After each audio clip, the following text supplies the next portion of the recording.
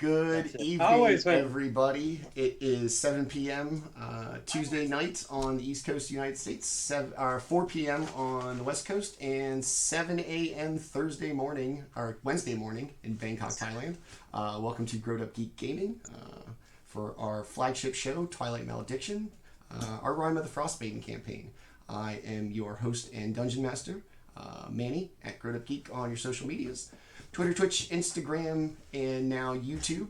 New videos available Mondays and Tuesday mornings. We are back today with episode 30. Another nice round number in our long campaign with our amazing players. As always, we'll start by meeting them. We'll do a quick recap, and then we will jump into our episode. Like I said, this is episode 30. We have titled it Split the Party Part 2. Since last week we didn't quite get to finish because I was ambushed by tech goblins. But we seem to be all okay so far. Everything seems all right. So hopefully, knock on composite, that won't be a thing. So let us meet our amazing players. We'll do our recap and we will jump right in.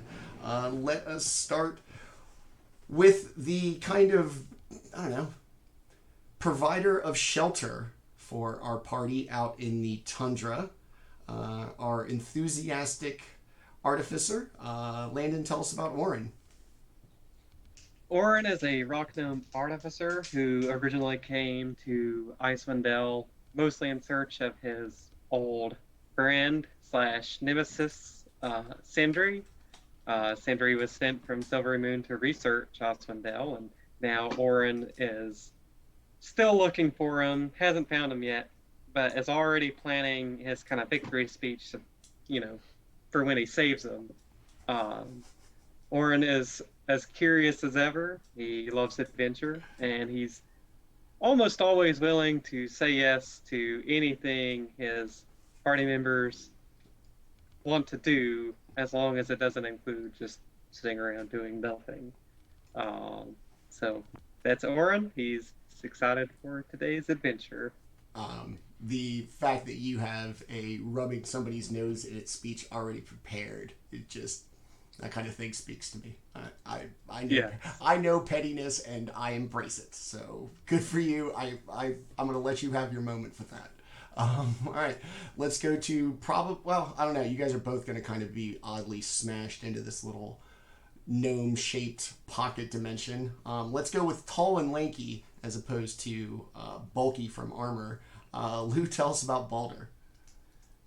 Lou's playing Baldr, who, our traditional punch things kind of monk, learning that, why you ask questions out in the wild and stuff like that. So, a lot of learning along the way, and, figuring out that not everybody's pocket dimensions are the same. We live and we learn. All right. Yeah. Let us move down to now uncomfortable in the gnome scaled pocket dimension because of heavy armor.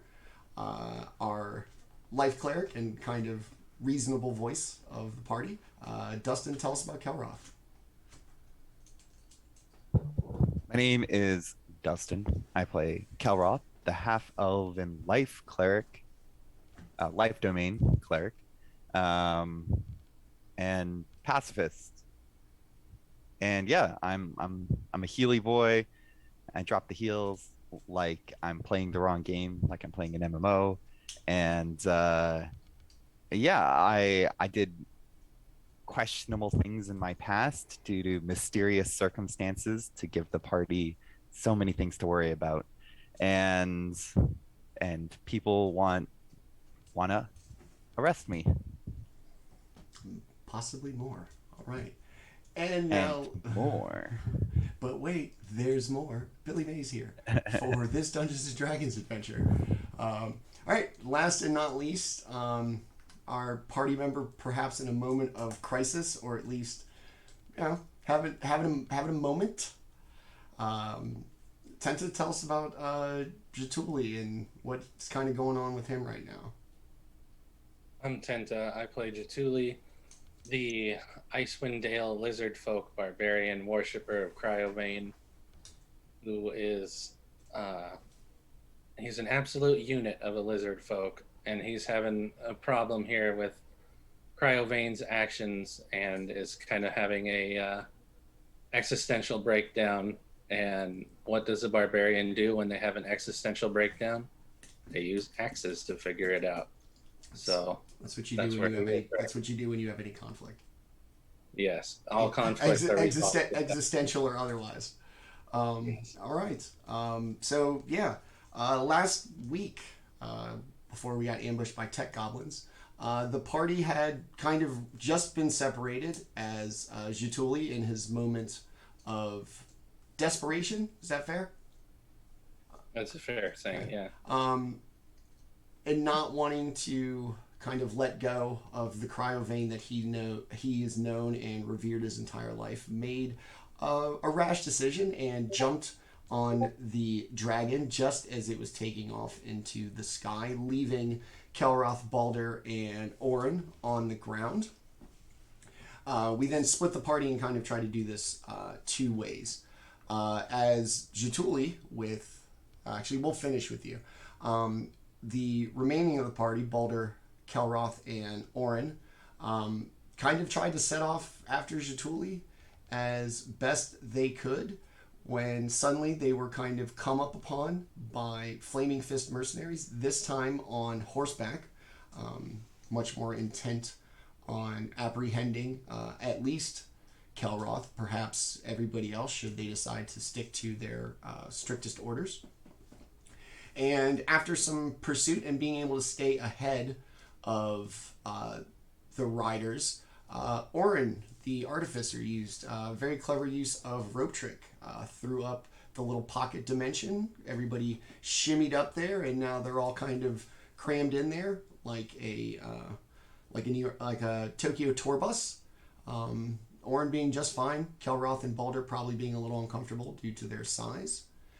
And just as they kind of pulled the rope up and sealed themselves off from the material plane, so how's it work? The bottom is like what? Like I said, I know I was joking about like a tent flap, but that's kind of what you're thinking? Like you can just see through the bottom, or can you see through the whole thing? You can see through, I guess, let me pull it up again. I know you can see through it, and they can't see through it. It's like a one-way mirror or whatever, but it says... those inside can see out of it as if through a 3-foot by 5-foot window centered on the rope. So okay, so and you can pull the rope up. So okay, yeah. So basically it's just like straight down. You can look like underneath you. This is the glass bottom boat that we kind of used last week for the analogy. Yeah. Yeah. Okay. Yeah. So as they sit and crammed up into Orryn's little pocket dimension that's oddly modeled like a workshop for the kind of tinkerer that he is, they noticed that eventually the riders kind of came upon them, knowing that they'd left tracks in the snow, and that suddenly kind of disappeared. So when we left them, they were sitting smashed up in their little pocket dimension, staring out the hole or the kind of window in the bottom of the pocket dimension, noticing 6 riders that had kind of realized that something had happened to them as their trail that they'd been following to this point had suddenly just stopped. In an Icewind Dale and heavy snow, doesn't really happen unless something takes off flying, passed without a trace, so we'll deal with that. Jaatuuli grabs on to Cryovane, who flies away, and in kind of a Dr. Jekyll and Mr. Hyde somewhat personality, 2 different kind of dominant thoughts seem to kind of run through the dragon. One of them almost apologetic that they had failed Jaatuuli in his reverence, and that for all of his strength and power, that at some point the Cryovane that he'd known his entire life and is basically the source of life for his entire village and people, would be no more, as some other sinister force personality seems to have invaded. And with a tear in his eye at the realization that he may have to kill his hero, Jaatuuli was thrown from the sky and came crashing down into what remained of the city of Lonelywood, where the party had partied once before, met Rudiger, the one-armed, half-orced bartender, hung out with the female Reghead barbarians, and I believe also met up with Villain Harple at the end. Oh no, she showed up. She just kind of strode her way in there. At which point she reminded you that she will always know where every single one of you is, as she's placed an enchantment on all of you.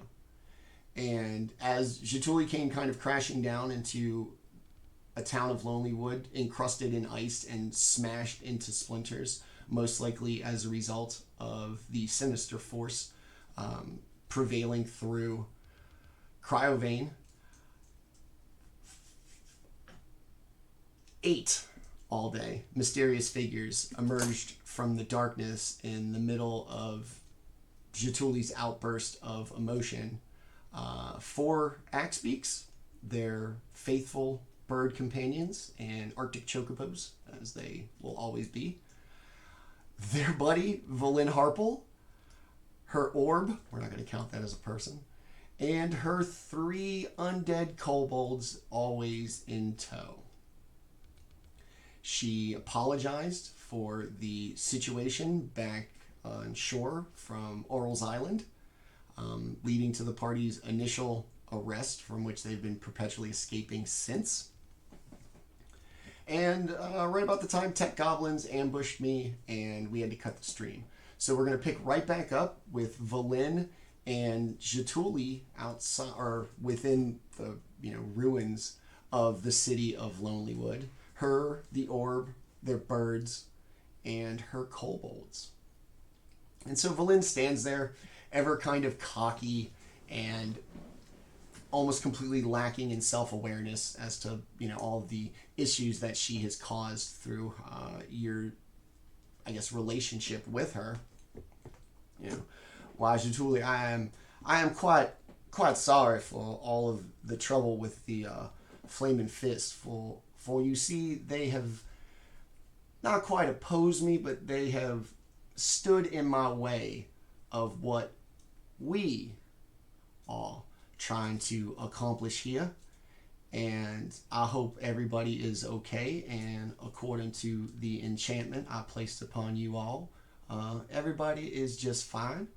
I do worry that your companions seem to have stopped moving at this point. That concerns me greatly.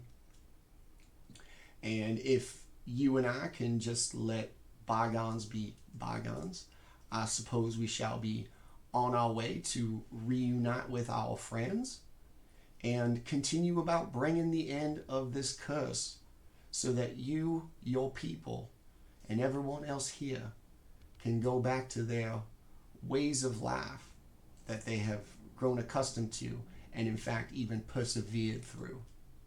What do you say, Jaatuuli? Bygones be bygones?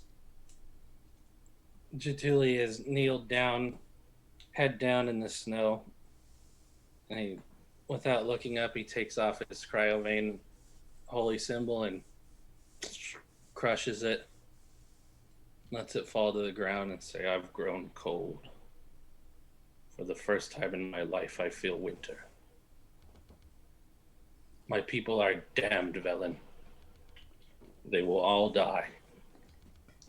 No one will be able to sustain in this without Cryovane's boon.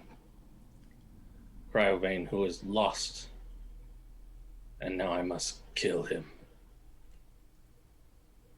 Your power, and forgive me for I do not know the ideas of superstition and belief.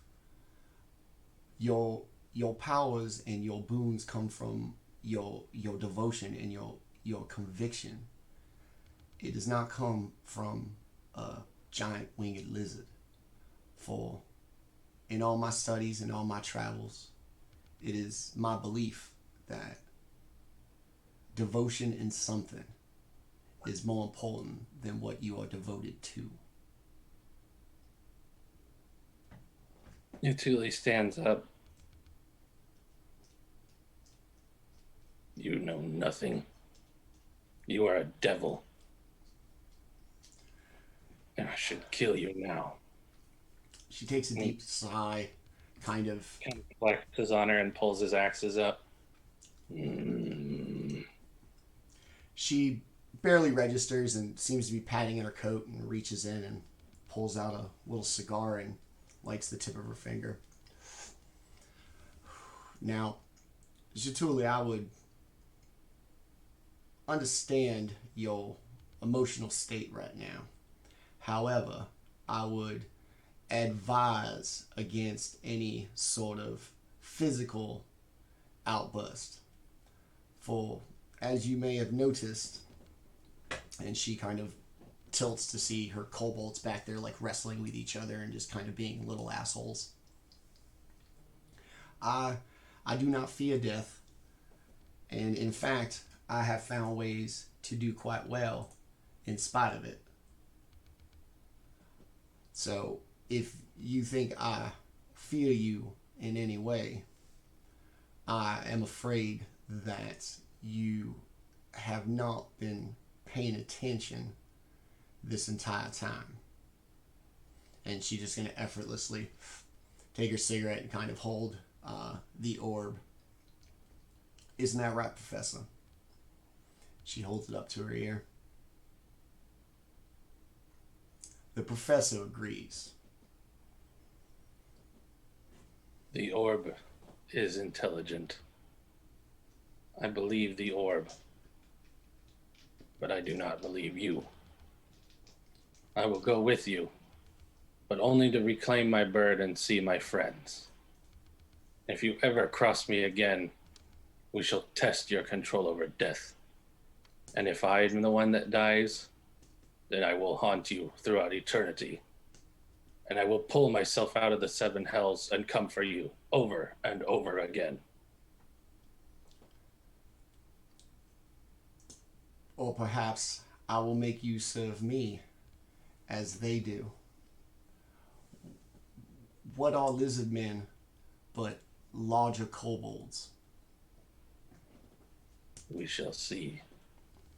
Well, I see that you are still quite cross with me, and I suppose that is understandable.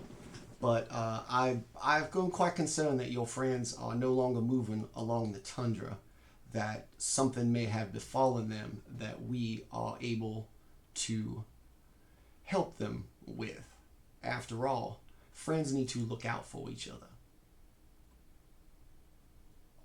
There are no words in the common tongue for how I feel about you. That's very well. But I will go. Lead the way. Very well. And she kind of snaps her little fingers. Her little floating disc appears perfectly under her just as she kind of sits gently upon it. She lets go of the chains and the disc begins to move effortlessly. She once again pulls out a little spell book and begins to read as the disc carries her along. The kobolds, kind of aware that they're free, look as if for a moment they're going to run off to their own freedom and be rid of the necromancer. And instead, very quickly, they kind of gather themselves and begin to follow obediently. Get on your bird and... Jaatuuli kind of puts his axes on his belt and kind of hunches over and holds himself. I do not like this cold feeling. Huh? Starts heading over to his bird. All right. Jaatuuli, roll me a d4, please. A little bonus mechanic for the evening. I have made random tables that the players and myself will be rolling on tonight.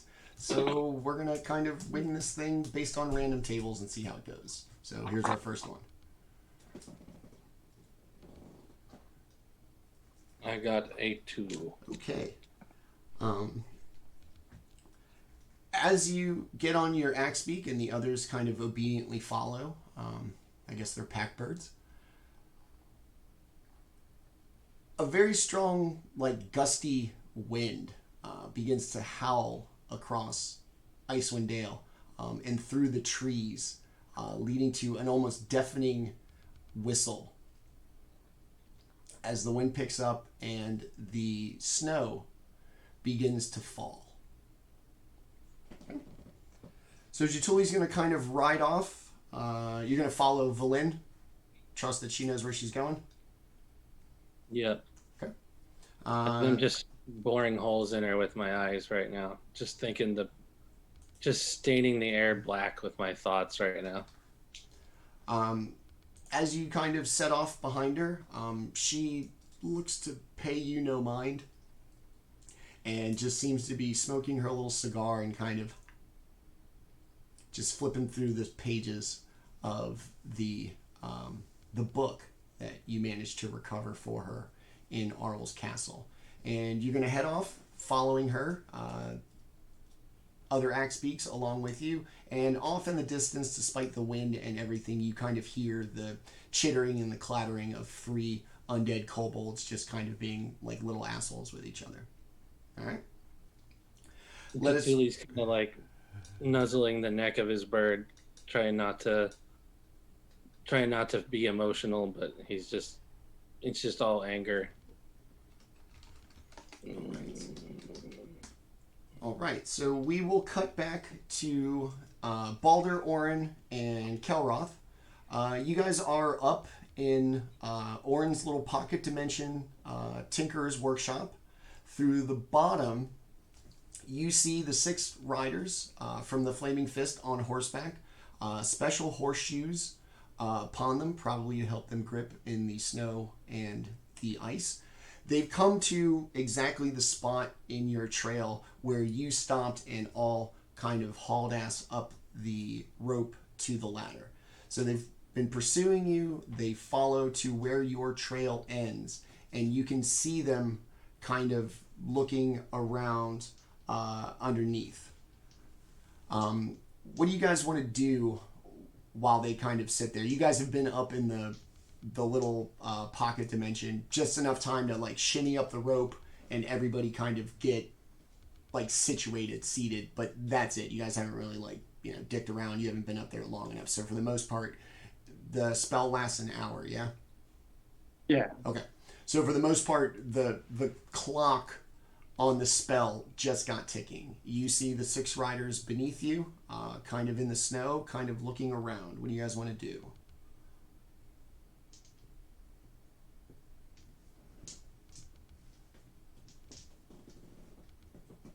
They're just hanging out where we are.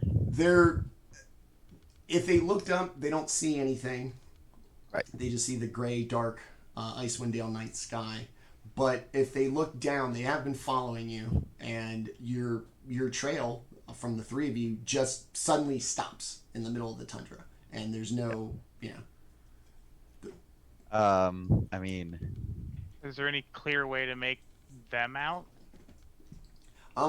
Depending how high up you are, it's dark. They look kind of imposing. They have nice like plate armor and helmets.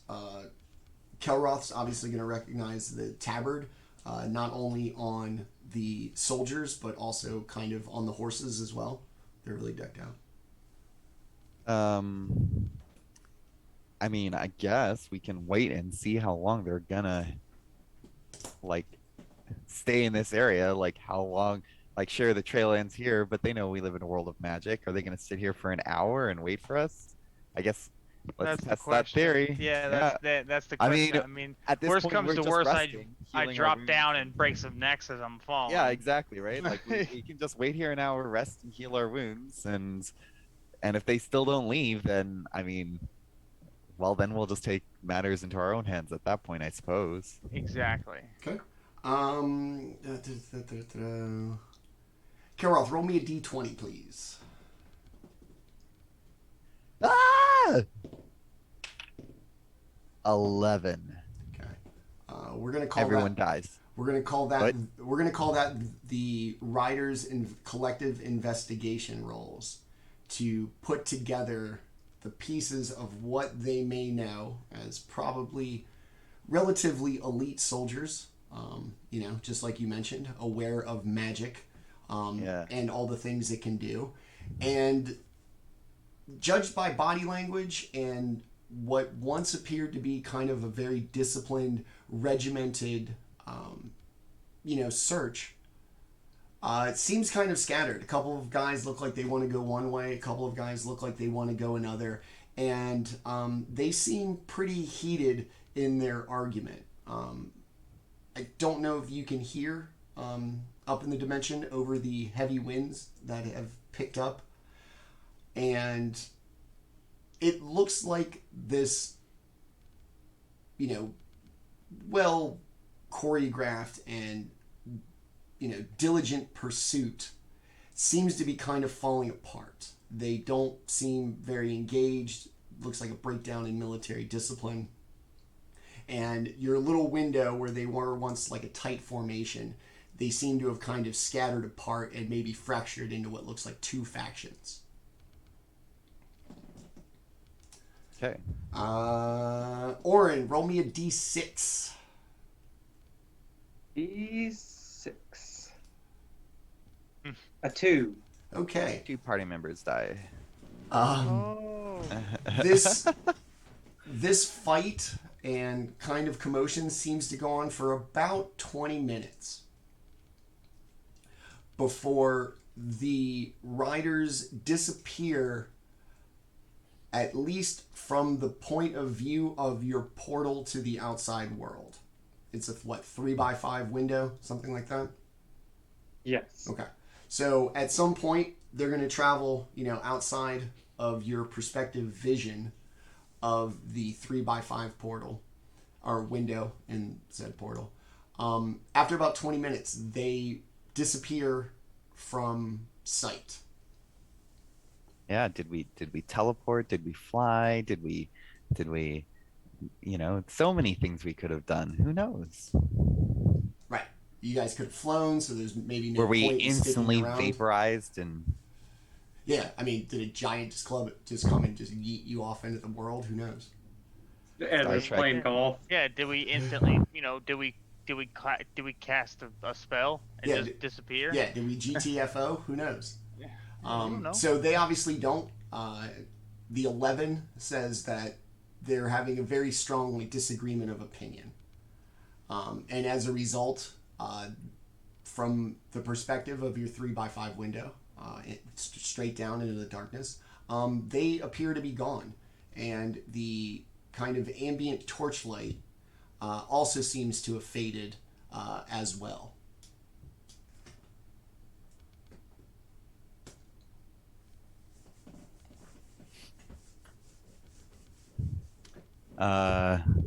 I'm low on the magics. I've got like 3 spellings left. But I'm fully healed because I took a short rest and rolled a bunch of my hit die. Actually, I think I used half of them or something. Hey, would you like a 3rd level spell slot back? Since we're taking a short rest, you can use that spell re-healing ring to get a 3rd level or lower spell slot back. I mean, that seems reasonable. Awesome. I can only do it once a day, but Okay. Orryn will hand that over to you. Okay. I will spend the necessary time to recover. It might as well be a 3rd level spell slot. I don't.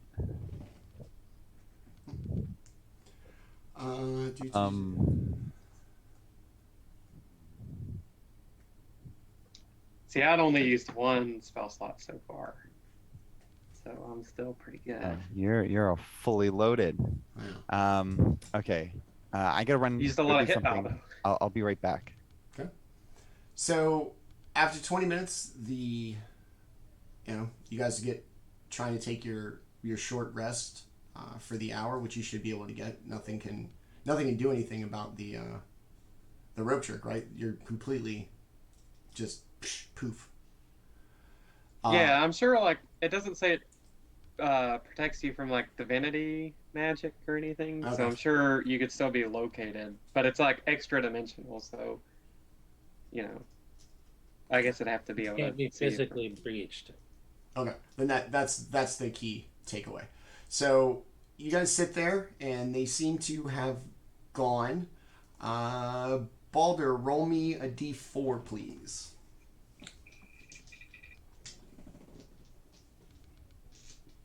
Four. All right. 1, 2, 3, 1. Okay. As you sit there and the time kind of passes, you notice like strong gusts of wind. You can see it kind of blowing the snow across the ground, and it begins to snow heavier and heavier, combined with the wind. It is almost a white-out blizzard at this point. You don't know what is the ground, what is the snow kind of being blown across, and what is new snow that seems to be falling. Big, heavy, wet snowflakes, just obscuring view. And it just appears to just kind of intensify over the time that you sit in Orryn's little pocket workshop. Nice. Random tables. So, and you said we saw those guys like have an argument and then kind of like ride off. Yeah, they were in kind of two groups, and you've only got this one little window, so at a certain point they kind of move out of your field of vision. Yeah. But they seem to, kind of ride up like, real strong military guys, two wide, and they kind of broke and kind of scattered a little bit from what you saw. And as the light kind of went with them, they were carrying torches. You saw the light kind of go off in two separate directions as it kind of faded into the darkness. And you said they did go in two different directions. Yes. Alright. So I would say now's our time. If everybody's like rested. It's starting to snow, which means we have a chance of getting away, and they split up, so that'll give us even a better chance since it's not a 4-man incursion anymore.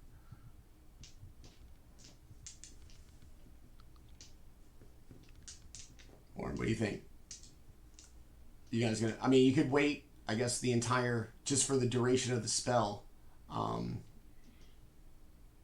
Yeah, because I think we have to wait the entire duration to get the full benefits of the short rest, anyways. Though, Yeah. right? So, Alright. I guess that's probably what we should do. But then I'm thinking, I could always send my little homunculus, Peanut, out to do some recon. Okay. We'll say at this point, how long would you need of them, kind of having dispersed before you felt comfortable enough to go, okay, maybe they are gone. We'll send Peanut out. I would wait until maybe like 10 minutes before the spell ends. That way it gives enough time for Peanut to go look around and then come back without worrying about getting into trouble with the end of the spell times and everything else. Okay. So that's kind of what I'm thinking. So they've been gone for about a half an hour. I would imagine Orryn's got a pretty good innate sense of time. Yeah, actually, as a rock gnome, I can even make a little. I think it's like a clock, basically. I believe. Okay. So yeah, at about the 50-minute mark, you're gonna send Peanut out. And then what? Just have it kind of look around, and you can't see through it, right? You just set it to like you tell it like if you see something beep or something. Yeah, pretty much. Okay. So if it doesn't come back, I'm gonna assume something killed it. Okay. If it does come back, All right. So you send Peanut out the bottom of your little pocket dimension. He kind of flies off. Do you have a direction you want him to go in, or do you want him just kind of like just fly up and see if he can see any like torches or any sort of light sources that would indicate, that there's, a bad guy. Go ahead and give me a perception check for Peanut. At disadvantage because of the heavy snow. All right, let me do that.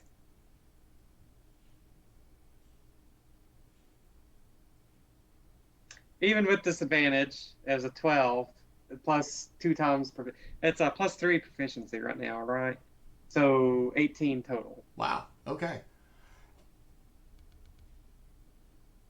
It goes up, and if your conditions for it to beep are torches or anything along those lines, is there a duration it can go out? Is there a duration? Oh, you basically have like 10 minutes until. Yeah. From the safety of. How long do you want him to be out? Probably check for just 10 minutes, honestly, because I think, if they're close by, obviously it's kind of, we got to plan around that. But if they give chase, as long as we have a little bit of room to run, we should be okay, I think. Okay. Give me one more perception check. At disadvantage again. Basically one last look before Peanut, I guess, makes his way back inside. That one was not so good. 10 total on that one. It makes no beeps. You can kind of hear its gears and its mechanics kind of operating as it comes back, despite the heavy wind and the, what's it, downpour? Is it a downpour of snow? No, right? That doesn't make any sense. Torrent. A what? A torrent of snow. Torrent of snow? All right, that'll work. Through the torrent of snow, which is, it's Icewind Dale. And it makes its way back in. It is unbelievably cold to the touch and has actually accumulated little bits of snow on it as it makes its way back in to your pocket dimension, otherwise unharmed and not having made any sounds while it was out there. Awesome. So Orryn will tell the party, he'll say, Peanut didn't see anything, so while it doesn't guarantee no one's out there, I trust him.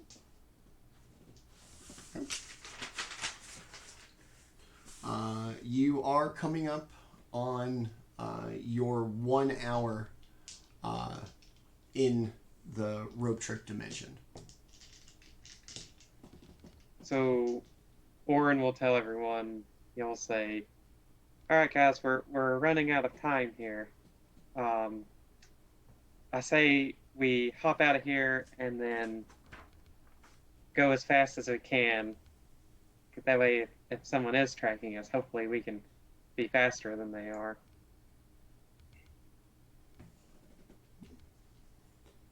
All right. Okie dokie. You guys out of there?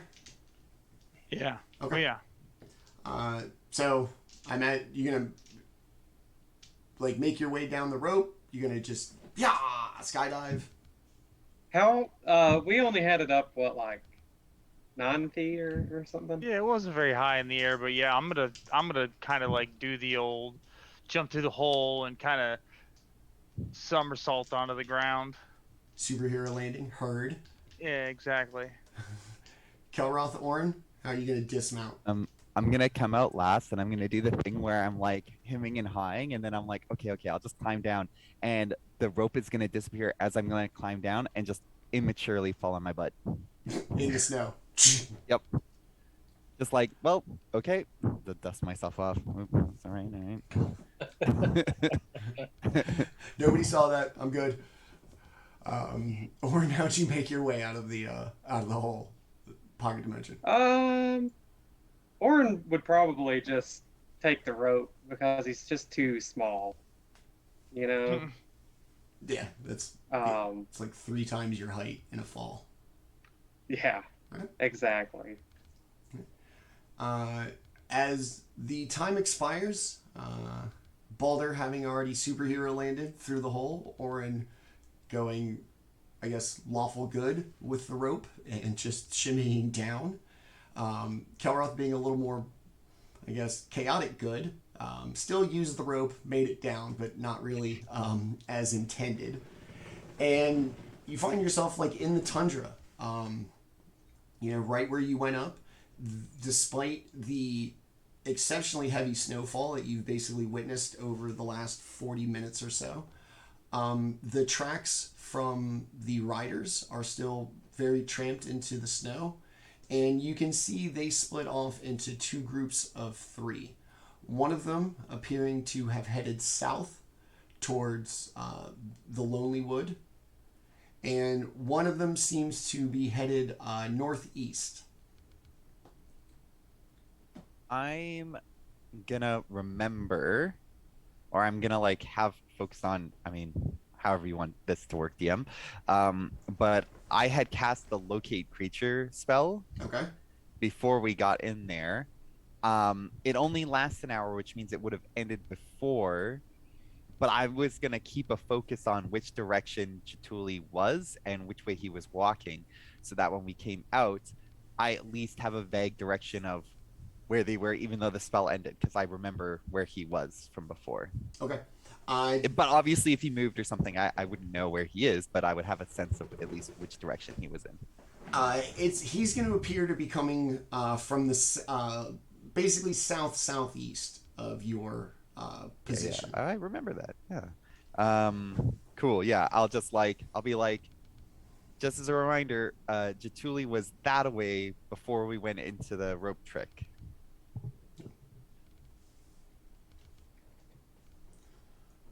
Right, you have an idea? And I think the last time I saw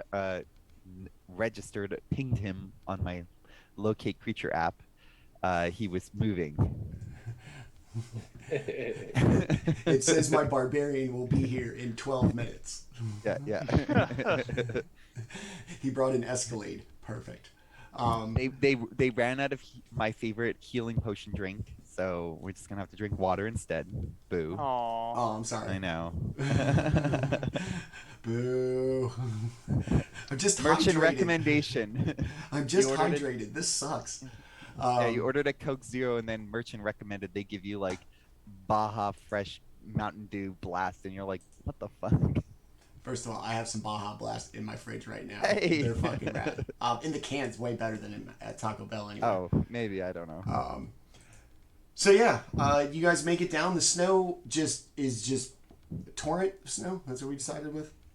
So Is it still snowing? It is. Or is it just very like snowed? No, it's snowing very heavily Okay, at this point. The wind's picked up. Big wet, just giant snowflakes. Almost like Are our obscuring. tracks covered? Our previous tracks. Yours are a little bit.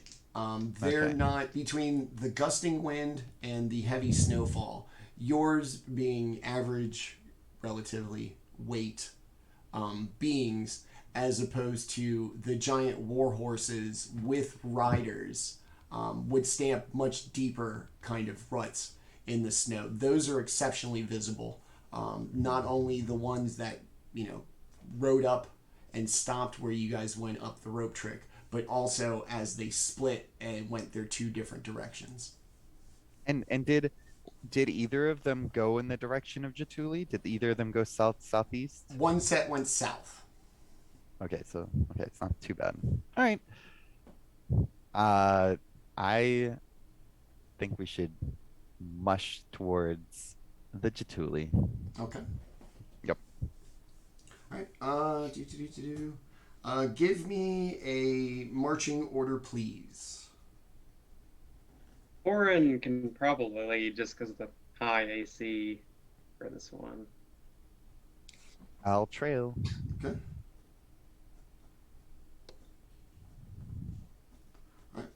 You're going to set off towards Jaatuuli. How are you going to deal with the tracks from the riders? Just ignore them, I guess. I mean, we don't want to follow them, so as long as we're not moving in the same direction as them, that's a good thing. Okay, so you're going to deviate from them like ever so slightly at the beginning, and then let the... Maybe we'll follow them, but then deviate. Like we'll step in them, like hide your tracks kind of thing. Single file. Yeah, but then deviate towards the Jaatuuli direction. Okay. Estimated Jaatuuli direction. You guys set off. Heavy, just blinding, dumping snow. You follow the tracks for how long do you want to follow them?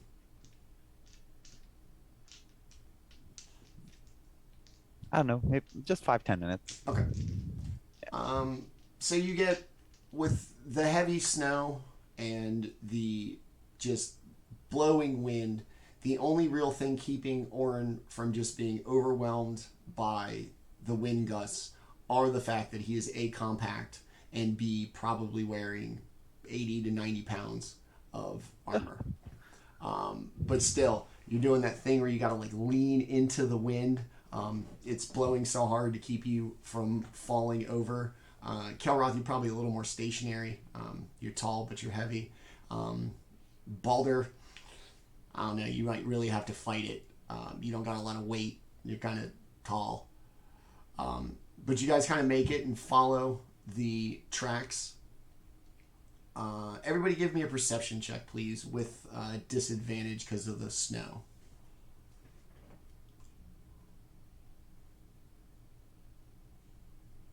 Ooh, I rolled a 15 and a 16. So 15 for Orryn. Right. I'm gonna give D&D Beyond a go. Here we go. Hiya. Oh, disadvantage. 13. Okay. I rolled a 19 and a 5. Nice. That's 5 for me. Okay. Orryn's not cutting any of the snow in your view because he's too small, so you're just taking all the snow like right in the face.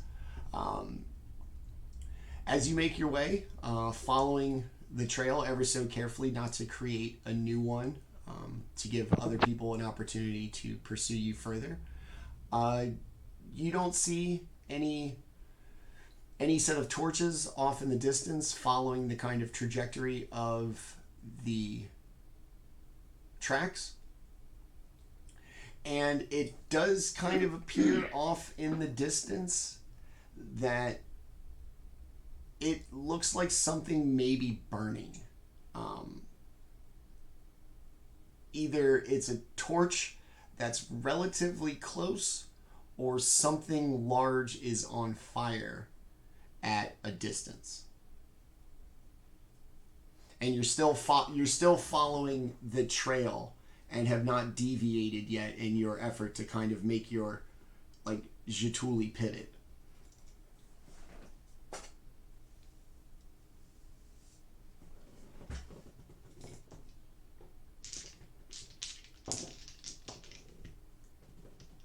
You guys want to keep following the trail, or go ahead and kind of make your move? Kelroth, you want to cast a spell again? Does he have to... can't. Okay. I don't have any spell slots Oh. for that level. Oh. Yeah. So Sorry. yeah, because it's a 4th level spell. Oh. So I don't have that. Womp womp. Sorry, buddy. Yeah, I don't. I'm basically spent on magic. I got one extra one from the ring, right? It was a ring or something. Yeah, spell refueling ring. That's Okay, one of the okay. infusions. Oh, it's an infusion. Okay. Yeah. Is it just like a cheap plastic ring with this awesome infusion on it? I may have dropped it in the snow. I want to know if it's valuable. Um. Okay. Yeah. No, I can't cast the spell. So, I mean, as long as we're moving in a direction away from the horse boys and theoretically towards Jaatuuli, that's the best bet we've got for now. All right. So is this when you're going to make your kind of pivot? Yeah. Okay. Um, Into a more southeasterly direction uh, or southeast.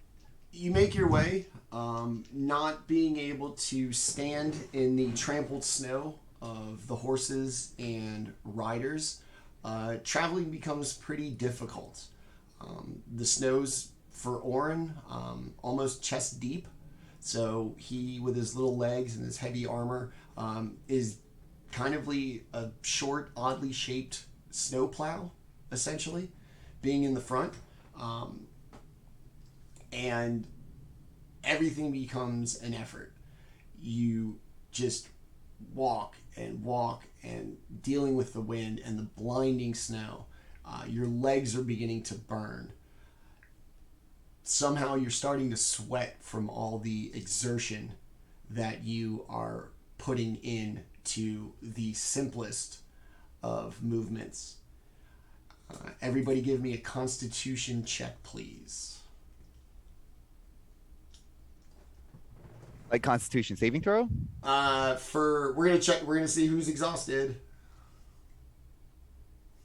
22. Due to Okay. cold? From the physical exertion of having to pump your legs through Gotcha. deep ass snow.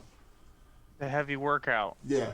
I got an 18. Ooh, very I nice. shouldn't be a disadvantage for working out, but all right, whatever. All right. 13. Okay. You guys are level 8 adventurers. You're pretty stout. Despite the kind of physical exertion, nobody suffers any exhaustion.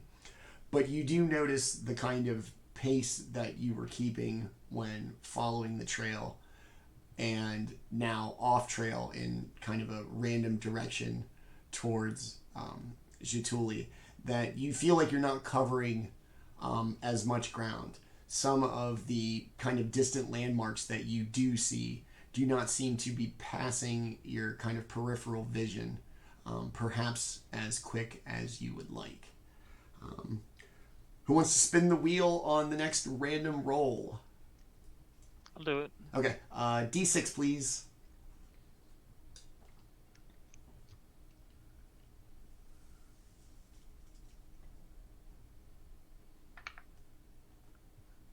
Four. 4.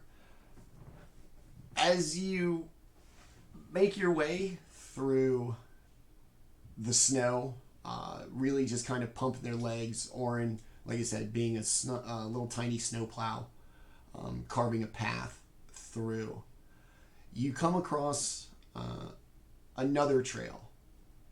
This one a lot more disorganized and appearing to have been made by a few creatures.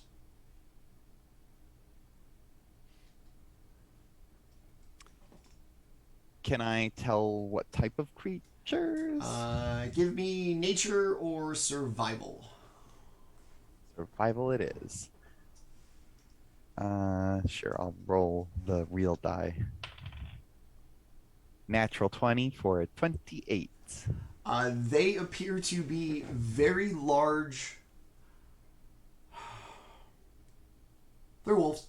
Yeah, I mean, there's not a lot of other things it could be. Do they appear to be going in a particular direction? They don't. They appear to be in a cluster. Okay. Perhaps more than you can determine how many actual creatures there were.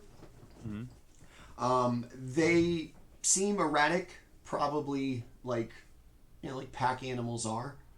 But they do kind of cut across the path that you're taking, and then as you kind of make your way through a little more, they seem to cut back across. but it's either one wolf with high anxiety that can't sit still, or a potential pack of wolves. Okay. Do we want to get into a fight with wolves? It looks like there's wolves in the area. Probably mean wolves, as we've encountered before.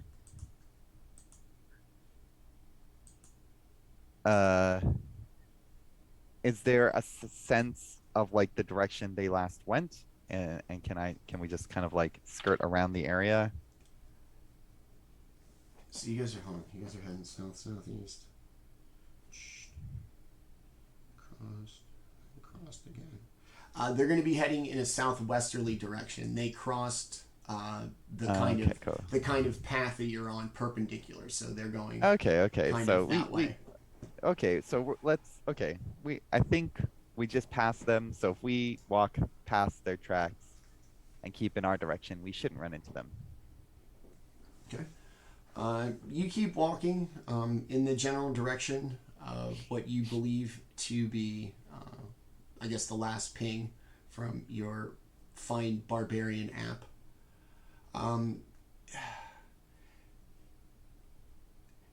Once again, give me a survival or nature check. The snow is blowing. You're kind of in a nondescript kind of flat part of the tundra, keeping,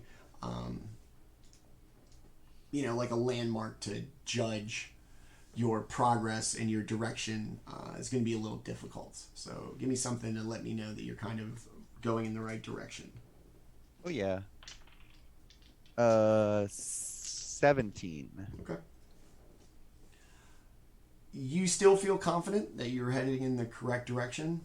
Whatever landmark, which I imagine is probably the actual physical lonely wood. It's one of the kind of only things that are going to break up the landscape of the tundra where you are. Seems to relatively be in the same place, like you've been heading towards it this whole time. And you just continue to walk, and the snow just gets heavier. You just continue to kind of pump through the snow to the point where you're more shuffling through it than going through the exertion of picking your foot up and slamming it back down, then picking it up to clear over the snow again. And you just said, fuck it. And you just kind of just because it's easier. And also, Orryn, being low and compact, is making a nice little, Orryn's probably just, hopping instead of stepping. like the rabbits they show on, the Nature Channel. Yeah, that's what I'm at, because, the snow's so deep and everything. I was like, I might have you roll on whether, a bird tries to come and snatch you at this point. So as you kind of make your way, still confident to be heading in the direction of Jaatuuli. Who else wants to roll on the Wheel of Fun? Nobody? Come on. I'll do it. I'll do it. Give me a D6. Oh, a D6. I had already prepped my D20 hand. Yeah. 6. Ooh. Okay.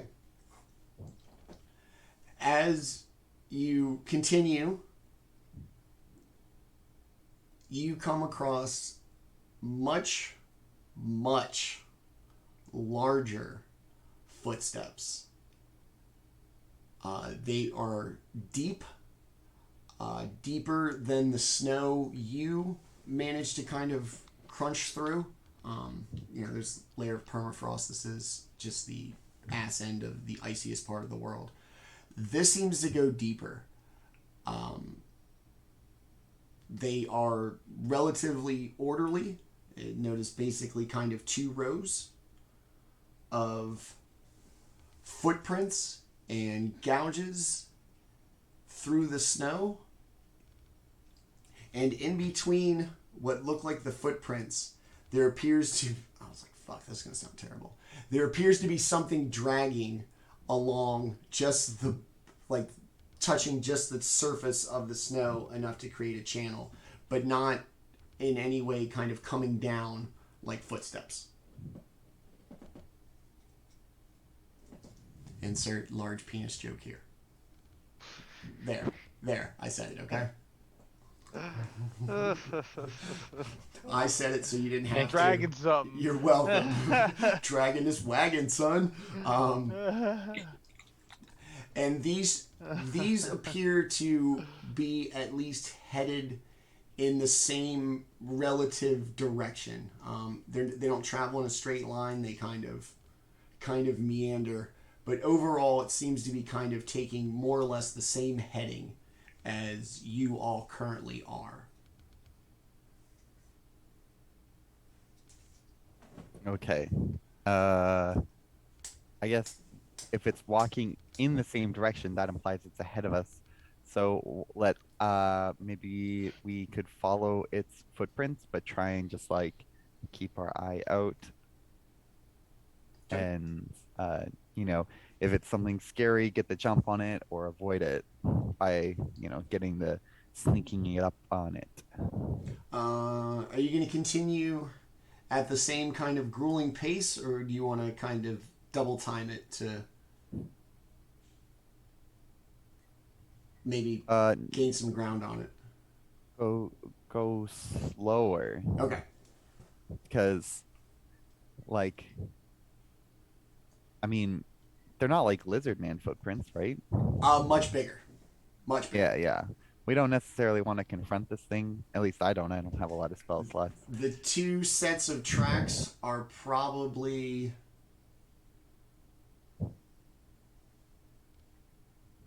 probably 4 or 5 feet apart. Yeah, I think I'd prefer to just go a bit slower so that we don't run into something we don't like. You slow down. You continue through the blizzard that has not begun to let up. The brutal winds, the howling. You can barely hear each other's kind of labored breaths and movements through the snow. Everybody give me a perception check, please. Perception. Damn, dude. Can't see shit. 23. All Out right. of 5. Okay. Nat 20 for me, which is a 20. All right. Kelroth and Orryn are going to hear off in the distance to your right as you move something that sounds like a horn kind of off in the distance. Horn in the distance. It's going for speed. Like a war horn, like a runaway town horn, like a. Give me an investigation. All right. Yeah. 11. It does not sound like it came from an instrument or like that kind of sound. Okay. But like off in the distance. Off in the distance, as best you can tell, with just deafening howling wind.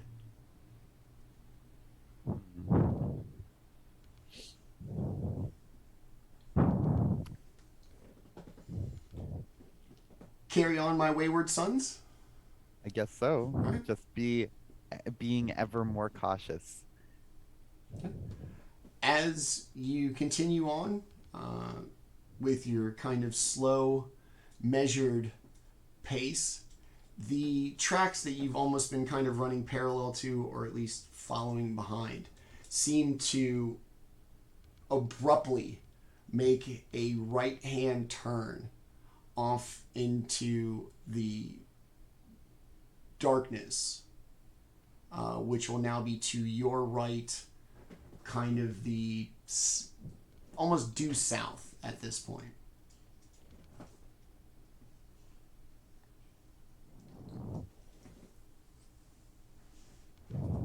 So what do you guys want to do? Kelroth, as best you can tell, if you continue to go straight, you will still be kind of following where you believe Jaatuuli to be to your best estimation. The large tracks make like basically like a 90-degree to the right from your course currently. We don't want them. We want Jaatuuli. We want right. Big Daddy back. Yeah, I'm just gonna be like, let's just keep going this way. I still think Jaatuuli was in this direction. Okay. You continue on. The trail of the large animal seems to have kind of dipped off, and you find yourself clear, past where it turned, continuing on your path. At this point, you can begin to see the very outskirts of the lonely wood, the actual forest as it is.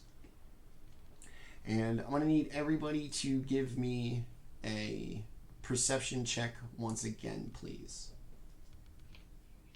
See if I do any better. 17. I'm going to go with no. No. No, I got the exact 13. same thing again. 5. Yep. Okay. Kelroth, you are not only going to hear the kind of familiar horn sound again, but also a very heavy, thundering, almost gallop in the snow that starts as a low rumble in your feet and eventually begins to shake the ground so much that you physically feel like you're shaking. And don't tell me I didn't put it in here. Oh man. Alright, I'll have to fix that. And out of the darkness comes a stampeding mammoth covered in fur, 2 enormous tusks, and a long trunk that it drags along through the snow in between its steps. It gives just this soul rattling, vicious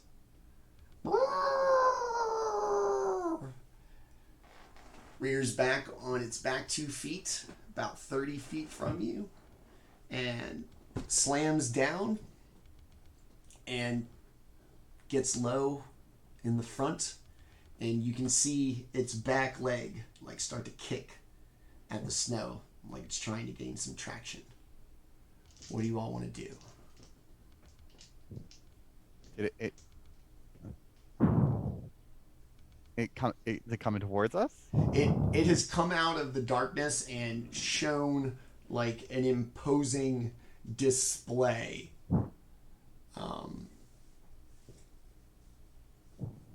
It's reared back. It's given its like Dumbo horn. Reared back, slammed down. Now like cat, kind of low in the front, kind of kicking snow in the back, maybe to get traction as if it's trying to charge. I assume there are trees everywhere, right? They're off in the distance. Oh. You're still out in the open tundra. You've begun to see the trees that kind of mind or kind of show the edge of the lonely wood versus the just barren tundra.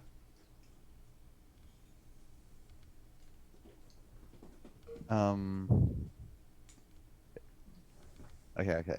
Just because I feel confused. Is it charging at us? It did, but it's pulled up short and has instead. So it just stopped. It stopped and gave an impressive intimidation like display. Okay. Let's. I don't know if it's stopped. Let's back up. Just do one of those like, oh, good, good, good kitty, good kitty.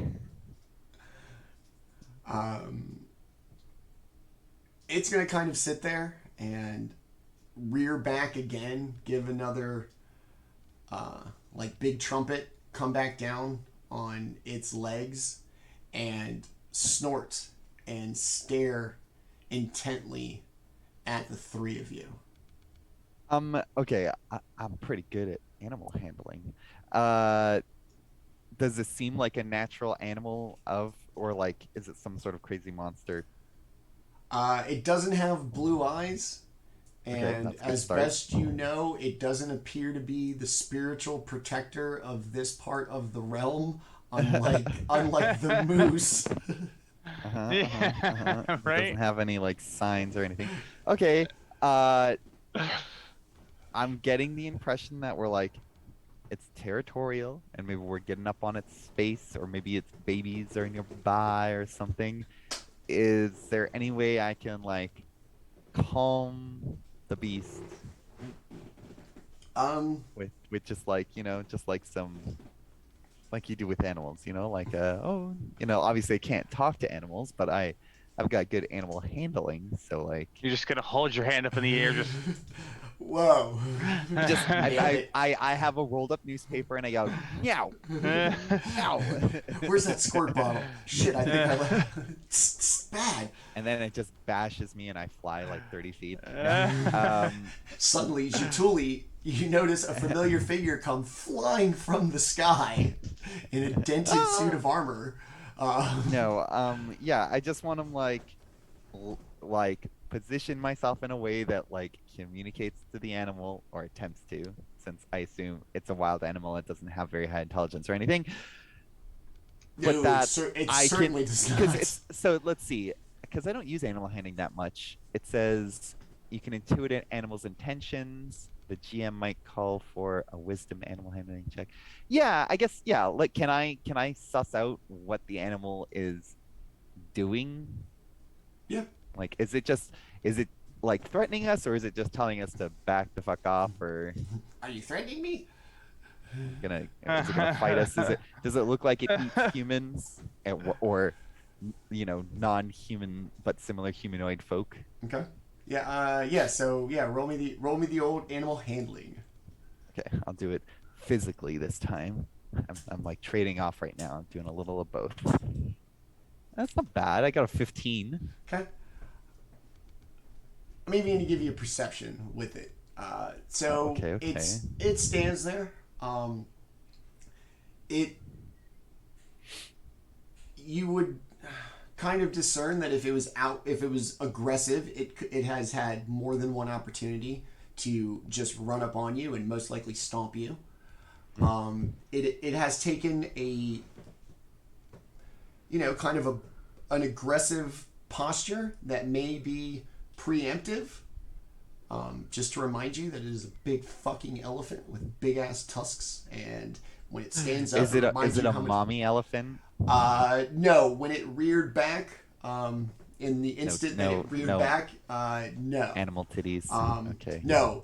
Another trunk, not the one it was dragging on through the snow. Okay. Wait, it has two trunks? No. Yes, but no, metaphor. Oh, okay. I see what you mean. I'm Okay. slow. Cool, I'm that's slow. fine. I was like, I don't want to explain a penis metaphor. No, it's okay. It's okay. Trunk people. So yeah, it does. Trunklodite. It also looks almost like its kind of fur is hanging off of it. Ew. Like at some point, it was probably a lot bigger. There appears to be no blood or anything on the tusks. And its fur appears like kind of splotchy in places, as if it's kind of fallen out in clumps here and there. Do I get a sense that it's injured? Let me get a nature one on that one. Okay. This probably won't go well, but here we go. No, 6. It doesn't look physically... What about medicine? What about medicine? That's if you want to diagnose what's wrong with it. It doesn't look physically like injured. It's got a pretty good gait about it, the way it came running up on you out of the darkness.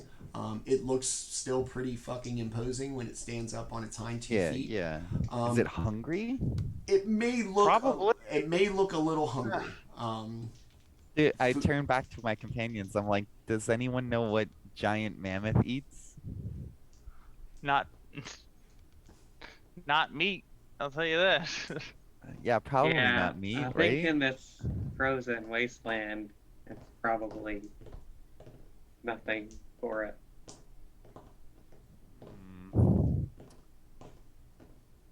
Thus is the problem. Right. I mean, like, we don't want to fight a mammoth. It's gonna be big and No. hurt, and it's probably not alone. I think they're pack animals. This is probably just big boy, boss boy, coming over here to say, "Hey, fuck you, and That's my turf. yeah." You see this? I peed right here. I was Fucking like, touch. while you're standing there having this discussion of peas right in front of you, it doesn't break eye So contact. actually, No. I just looked it up.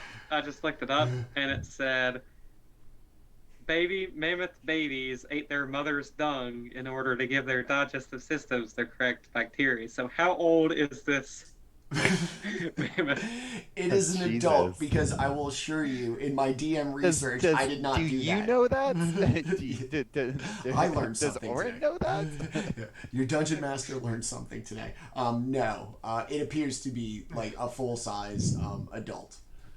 Okay. So if it's Nos that licks you, it's okay.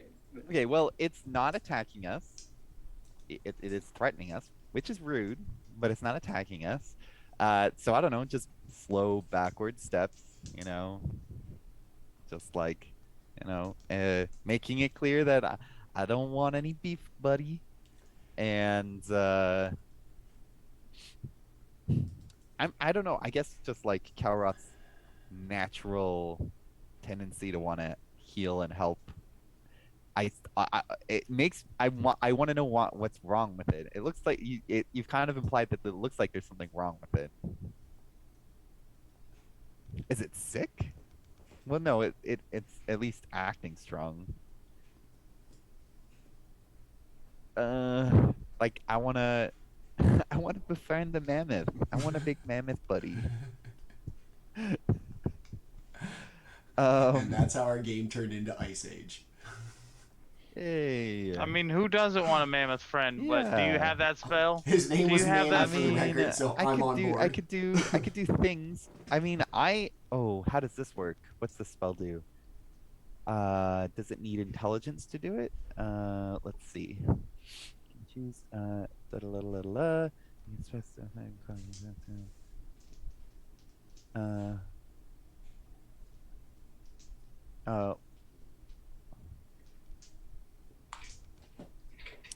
okay, I have a spell that could work on the creature if we want to continue in this direction, but we can always try and find a different route or walk around or something like that.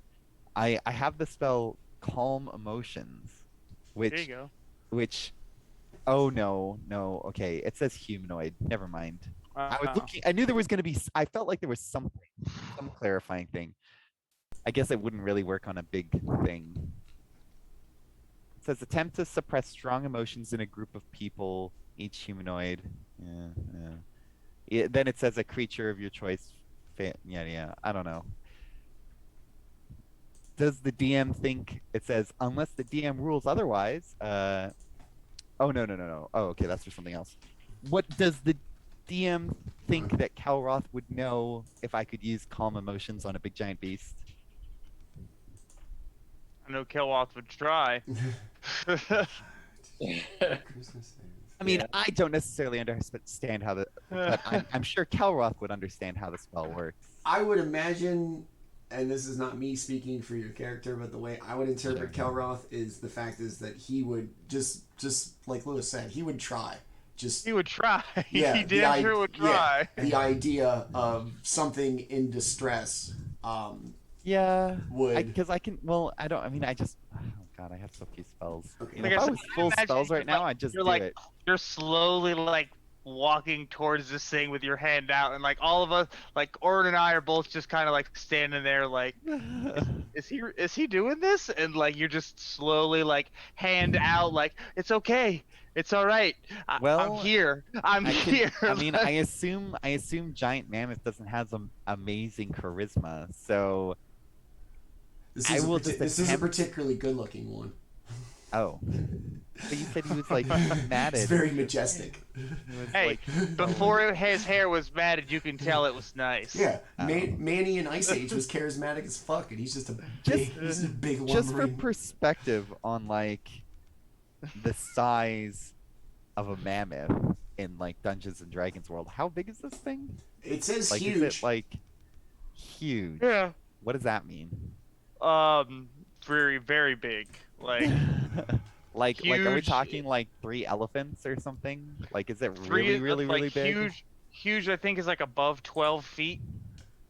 Yeah, it might be. It might be it's- 3 squares by 3 squares.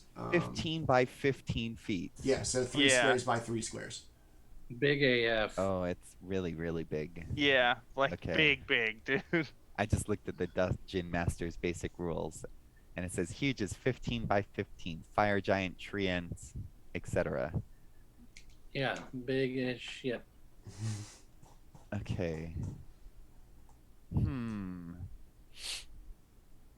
It's like getting Okay. signaled by a dump So truck. it's really big. I mean, how much do I mean? Okay, I cast Calm Emotions Okay. There you go. on the big boy. Okay. Wasting my few spell slots. Here we Like I go. said, Orryn and I are just sitting there watching. God, I Yeah, hope he's Orryn. okay. And obviously, I'm going to use it to make it feel indifferent about me instead of angry or violent towards me or us. It says you can make creatures. You can make a target creature indifferent about creatures of your choice that it is hostile towards. The indifference ends if the target is attacked, harmed by a spell, or if it witnesses any of its friends. That would be you in this situation. I don't think so. I don't think this is gonna make it. This isn't like I'm not charming it per se. I'm not making it my friend. I'm Well, just making it not have anger and violent emotions towards me, basically.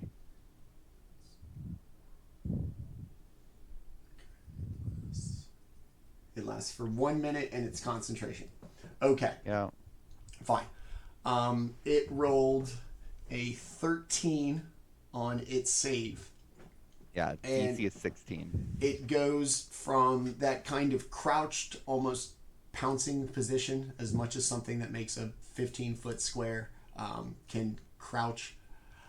It kind of stands back up and a little more casual, a little more. Does it sit like a doggy? No, but it is kind of up and kind of just looking around. It's aware of your presence. It is no longer kind of aggressive, and it's just this giant tusk wielding 15 by 15 foot Chevy Suburban out, just kind of standing there like you guys are in its enclosure. This is a concentration spell. It doesn't last very long. I'm going to go up to the buddy and check his wound stuff. Okay. I'm just being Kelroth right now. It jerks kind of initially as it comes towards it, but it calms its emotions to and I'm not harming it or attacking it. yeah, or anything. not Okay. feeling threatened. It feels kind of compassion, Mhm. and as you begin to walk up to it, fireflies begin to appear, and Oh, no. little snowballs I'm gonna die. hit you all in kind of the backs of the legs. And as you examine it, its fur and its kind of skin hang loose on what you know to be just this massive frame. And more than anything, it appears to be exceptionally hungry. Hungry. And you wonder if your proximity to the Lonely Wood, and probably that being, for the most part, probably the only real source of vegetation at this point, that it didn't feel threatened on you beginning to encroach upon it.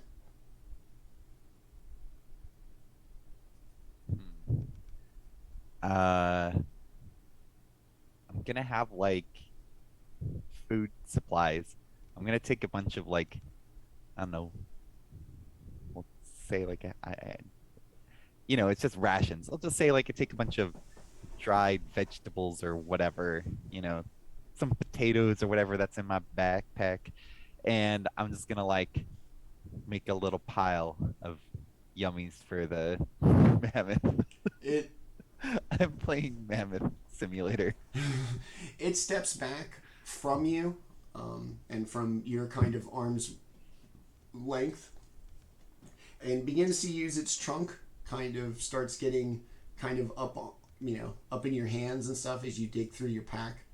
And before you even get everything out, it manages to snatch one of your rations away and throws it in its mouth and begins to chew the wax and the twine used to kind of wrap the ration and keep it preserved and keep it dry. Does not stop it as it just begins to just crunch on it through the wax and through the twine. Just begins to eat and eat and eat. I guess that's well. This is I guess this has been fun.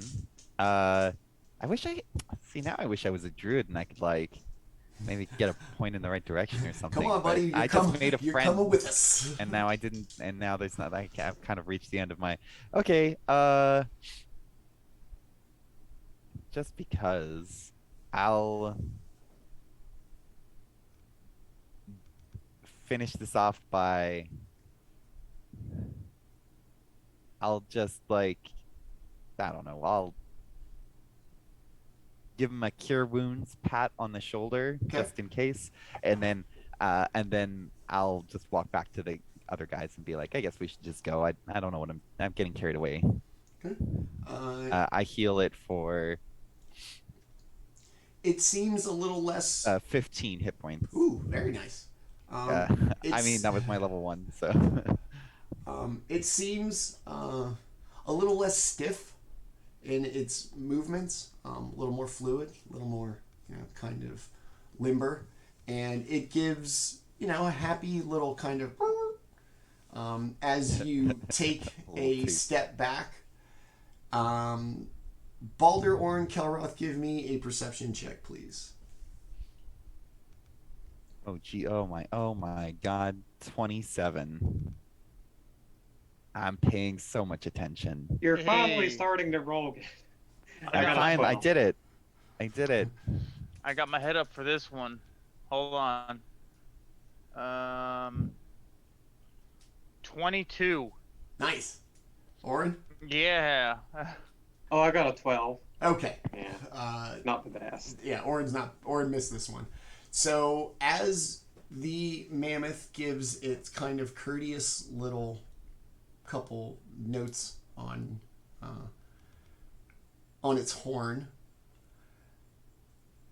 Baldr and Kelroth are going to hear a very rapid tramping through the snow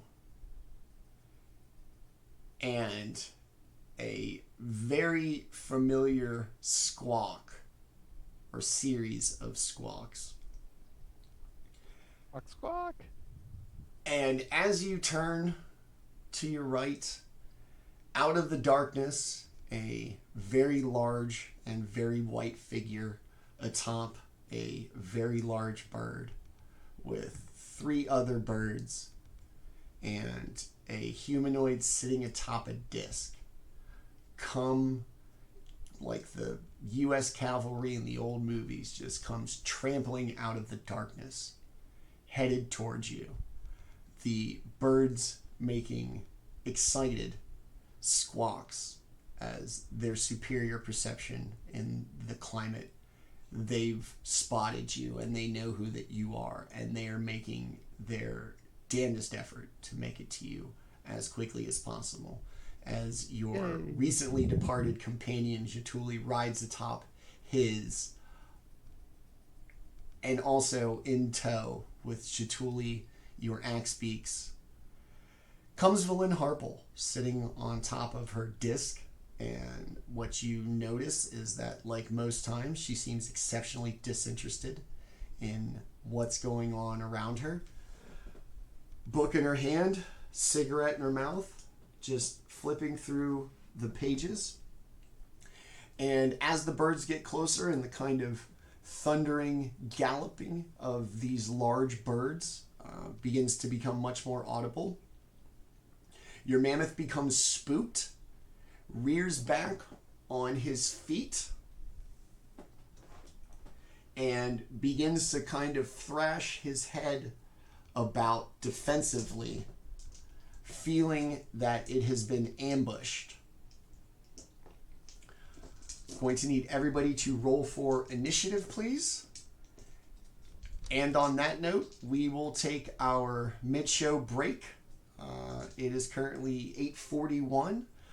Thank you to everybody who's joined us. We've had a really great viewership today. I really appreciate you, everybody who's tuned in for us this week, especially after last week's tech issues. So yeah, it is 8:42 currently. We will take a very quick break and come back with the party reunited, and it feels so good, and dealing with a big fucking elephant, but having the full disposal of the party, some birds, and perhaps a necromancer who may or probably not give much of a shit. We will be right back. Thanks to everybody who's watched. We will hopefully see you on the other side. We will be right back.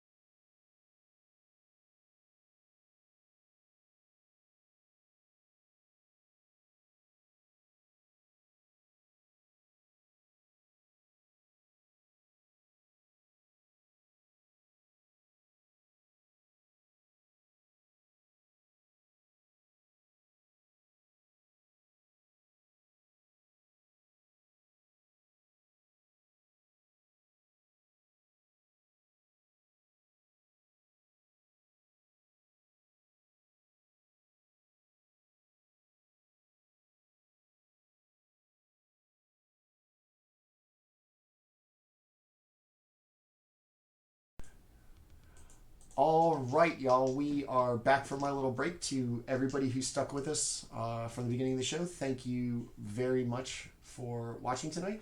And we will pick basically right back up where we left off. Jaatuuli, the Axe Beaks, riding in like the cavalry. The Axe Beaks very excited to see their departed owners. I don't really know how long it's been.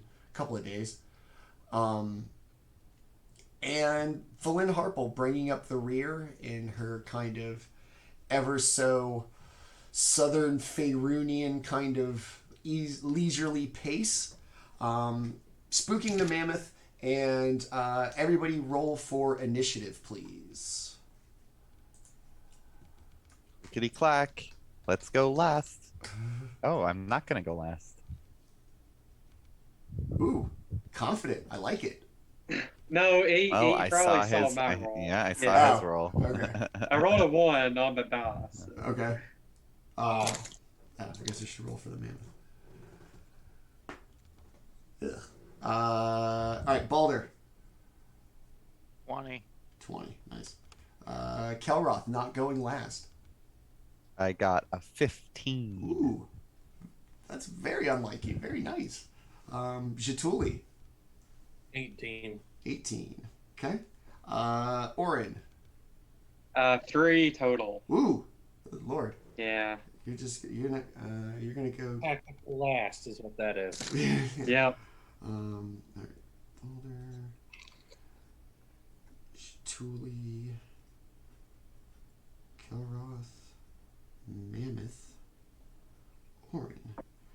All right. So here's the situation. Jaatuuli is going to be riding in the distance on Axebeak. Their movement speed, I have it as 60 feet. Unimpeded by difficult terrain because they got big, wide-ass feet, and that's why they are suitable Arctic transportation. So he will not be affected by difficult terrain. Kelroth is basically right up on the mammoth, standing right there. So we'll have to deal with difficult terrain, but is right there. Baldr and Orryn, about 30 feet away, still in the trail that you guys were carving for yourselves. Movement towards the mammoth will be difficult terrain because of how deep the snow is. Okay? So 30 feet away, Baldr, you might be able to get there, right? No? Almost? I got 45 feet of movement. Okay, so... you're going to almost get there. I'm going to give you 50 just because I don't want to do math. So with your movement in difficult terrain, you're still going to be 5 feet away from it, if that's what you want to do. That's fine. Okay, but it's going to... That's fine. Okay, you're going to go first, like I said, with that math in mind. See, I'm not trying to hurt it, so I mean, it's fine that I can go first and see it, getting spooked. That way I can, see if I can stop it. That I'm not trying to kill it, but at the same time, if it kills me,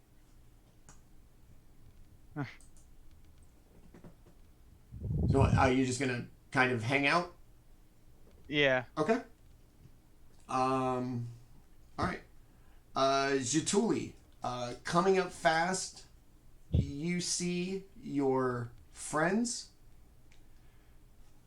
One moment, this mammoth kind of being chill about everything, and then as you got closer, seeming to have spooked it, and you are currently hauling ass on an axe beak. All right. I will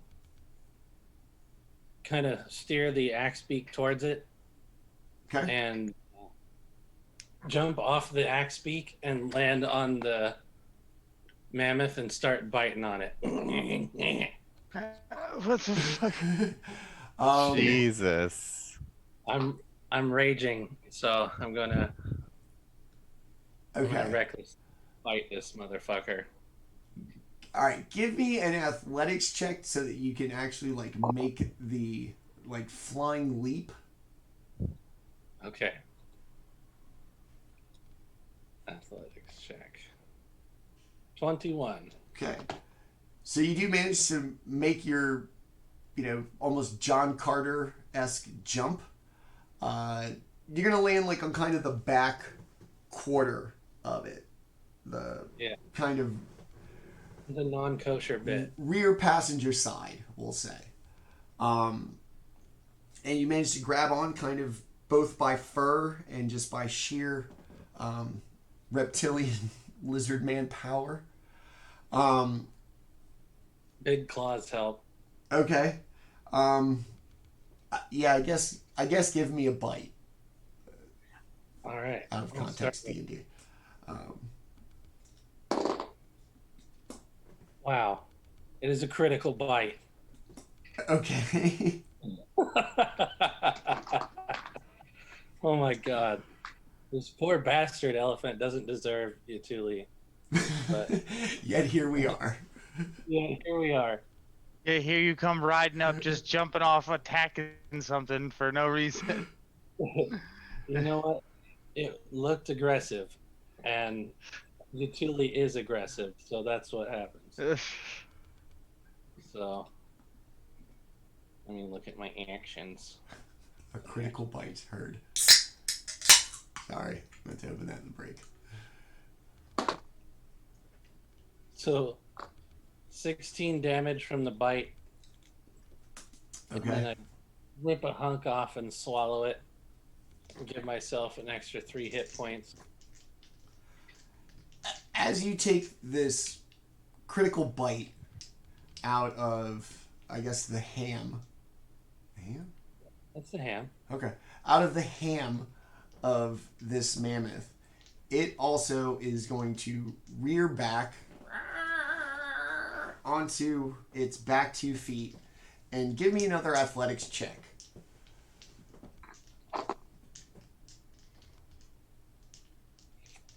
$19. As it rears back violently and suddenly, it's also going to kind of shift its weight, and the jump and grip that you had on its fur is going to come loose, and you're going to kind of slowly slide into the snow right behind it. 1 second. Say its skin's like sloughing off. The fur in patches. Yeah, just they just came loose, like wrestling, like tearing out a weave, but with less effort. Less effort. Ugh.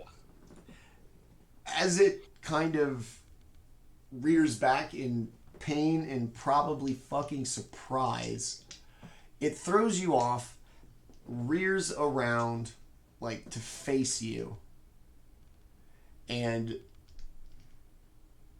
gives its impressive big display, comes back down, and slowly begins to back away. All right. I still got a little bit of action left. So, as he starts to back away, I'll take a swipe at his tusk with my axe and try to break it. Okay.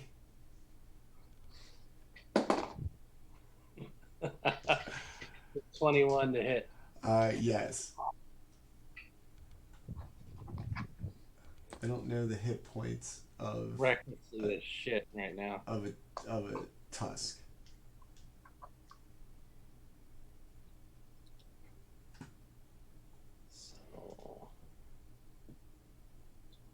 So that is 15 hit points to the tusk. Smash!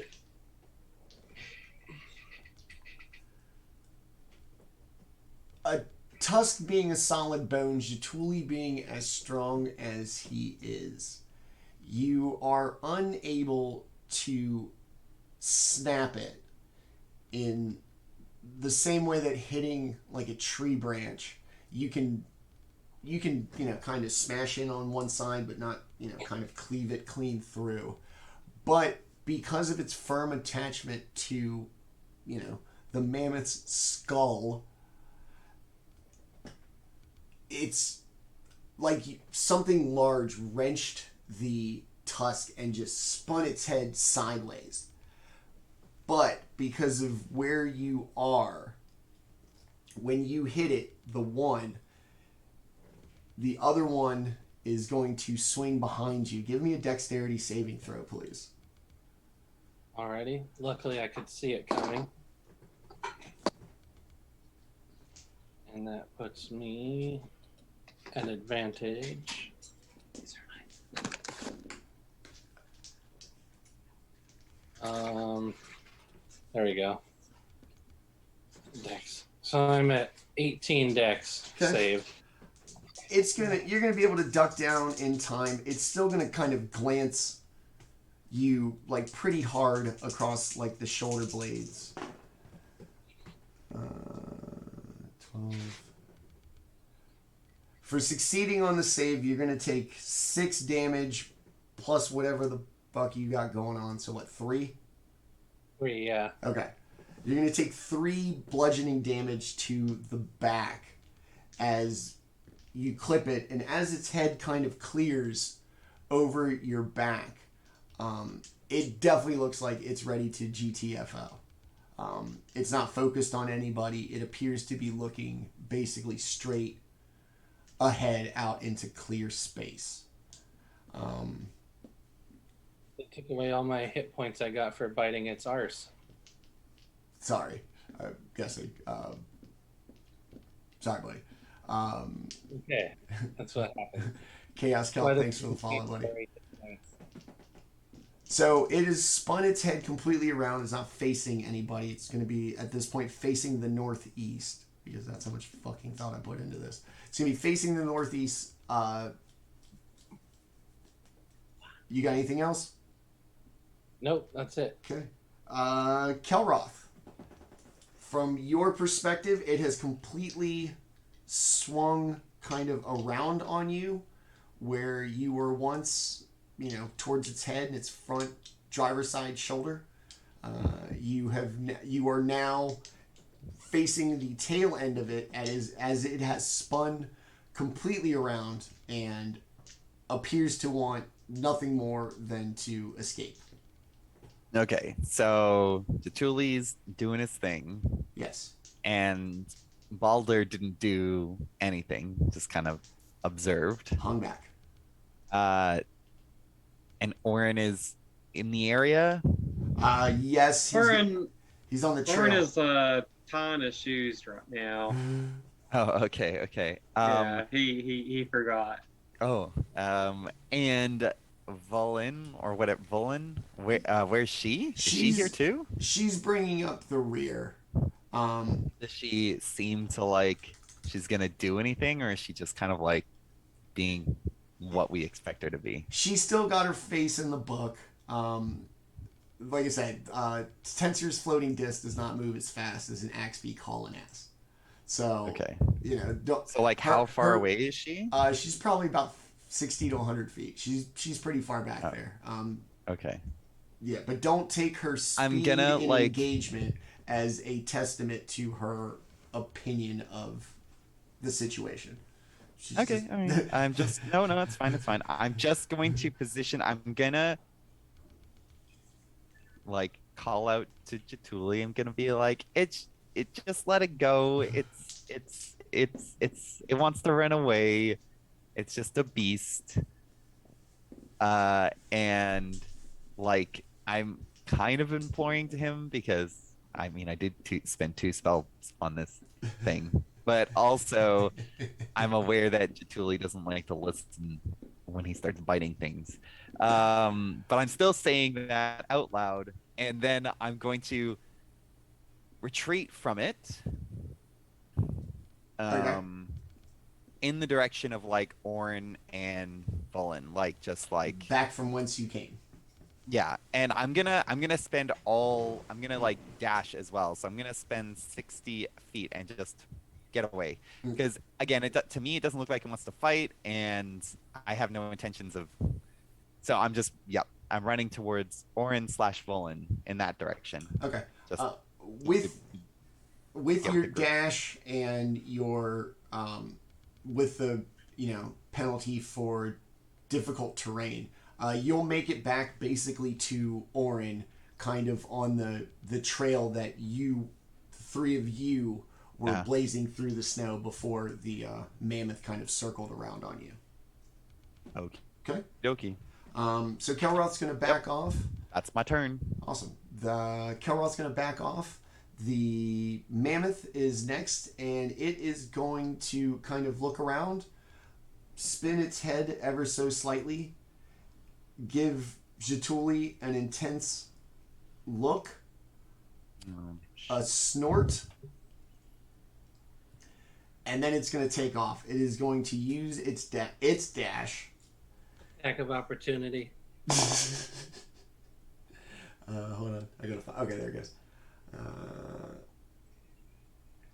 And it's going to take off for 40 feet with its dash off to the clearing. You want your attack of opportunity? Yep, 15 damage. As you chomp at its legs, its gait, its movement is not affected by what is probably very clearly a pretty savage wound, and it just takes off. We'll go through initiative one time in case Orryn wants to do something. Orryn, you want to chase after it? You want to send Peanut after it? What do you want to do? Oh, I'm next after the mammoth, right? Or is it Orryn? No. Oh, Okay. Yeah, Orryn hasn't gone yet. My bad. Orryn looks up after he ties his shoe, saying, "Now that's how you do a loop." And looks up and sees everyone biting this mammoth, and he's like, sees Jaatuuli biting a mammoth, and the mammoth start running, and he's like, "Oh, I wasn't paying attention. I'm gonna have to start paying attention." And he starts like doodling, So as just you let the mammoth kind of run, come back yeah. to reality and see what's going on, Jaatuuli's back, his axe beak is back, and there's suddenly a mammoth like running in the opposite direction.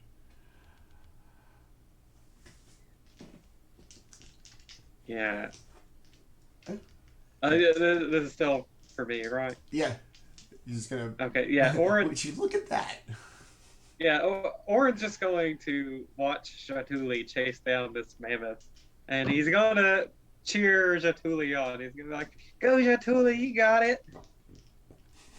All right, Orryn. It's too fast for me. My little legs can't keep up. Orryn, ever encouraging.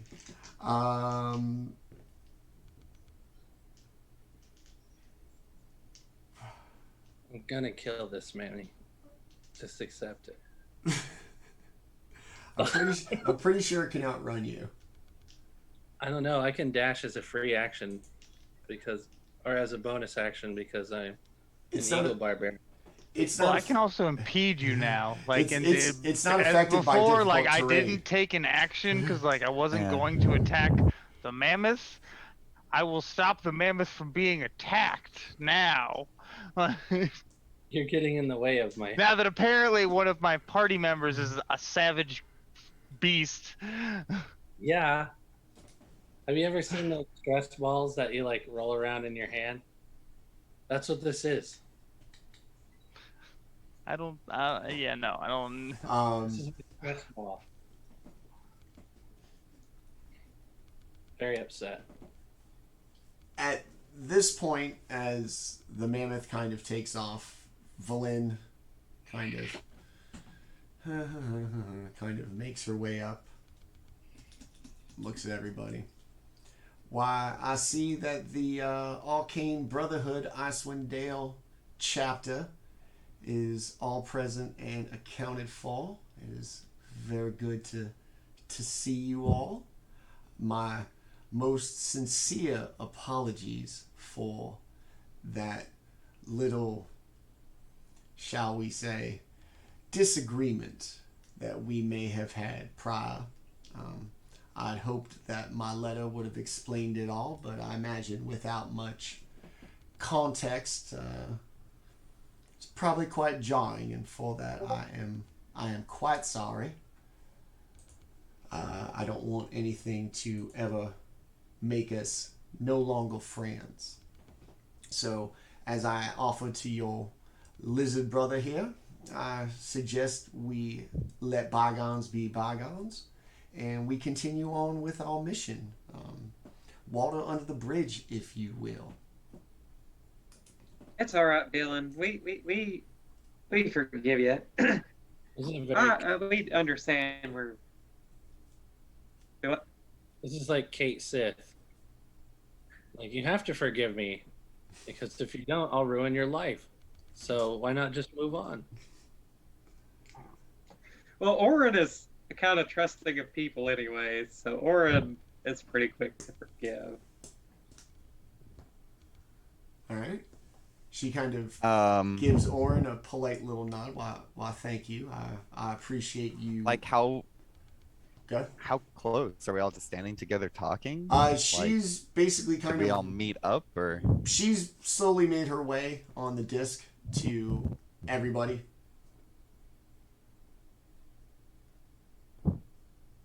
Close enough to be able to talk. Okay. Oh, is this me? Shit. So yeah, she's sitting there. She's managed to kind of put her book away.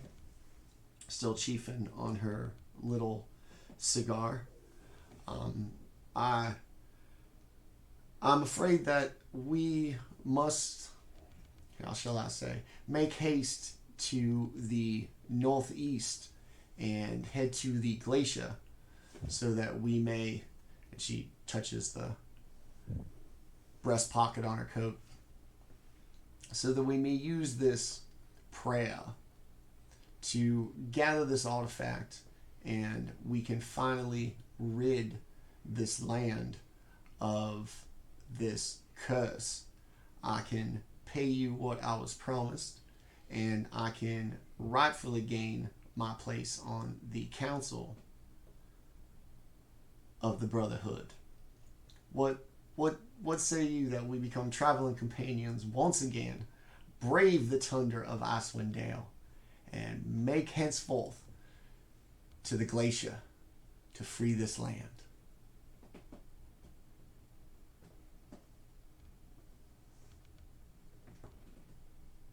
Julie's just like staring off at watching the elephant go, looking forlorn. Pay him no mind, for we have much larger and more valued trophies to acquire rather than some starving wild animal. We have artifacts and netherese, what is left of them and what their structure may have done to them after these hundreds of years.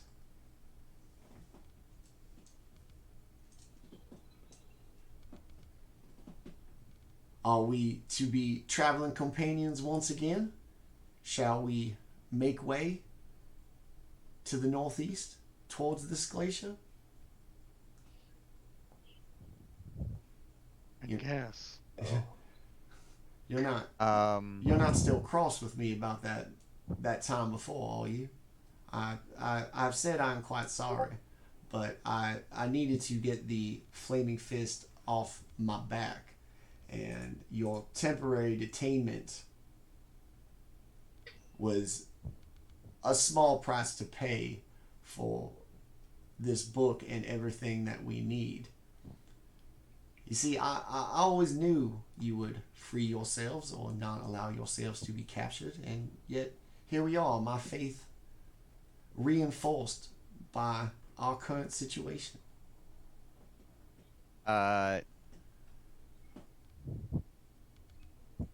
Kelroth casts Spiritual Weapon at level 3 Okay. and stabs Vulin Harple with a sharp black dagger oozing and dripping with some kind of vile, viscous material, since I can make the weapon look like whatever I want.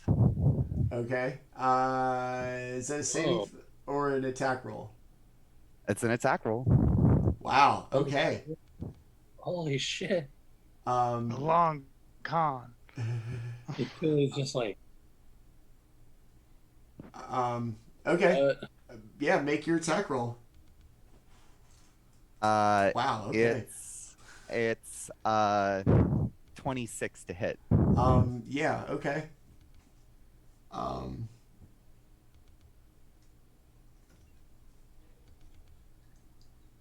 Wow, I rolled maximum damage. 21 points of damage. She sits there with her odd smirk on her face, cigar dangling from her lip. As you said, it was a dagger? Yeah. As I mean, spiritual weapon can be whatever you want it to be. Can she see it? Kelroth. Can everybody see it? I'm trying to make this like a surprise, nobody expecting it kind of thing. Worry. So I'm trying to do Don't it. worry, Yeah. that you got that part, son. It's everyone can see it. It looks like a this long kind of weapon. It's sharp and wickedly curved, and it's just deep dark black, and looks like it's almost liquid and it's dripping. The dagger pierces her completely unaware. For a brief moment, you hear her breath escape her very quickly from both probably the pierce and the absolute fucking surprise. And she gets this very kind of stern look, looks down at her chest. I was hoping it wouldn't have to come to this, for you see, you cannot beat me. But I have seen that our friendship has now been perhaps fractured beyond repair, and I am no longer keen of slowing down my advancement to this goal by carrying you any further, and I will be happy to be rid of you. Everybody roll for initiative. Jesus. oh my god. I'm still raging, so that's good. I'm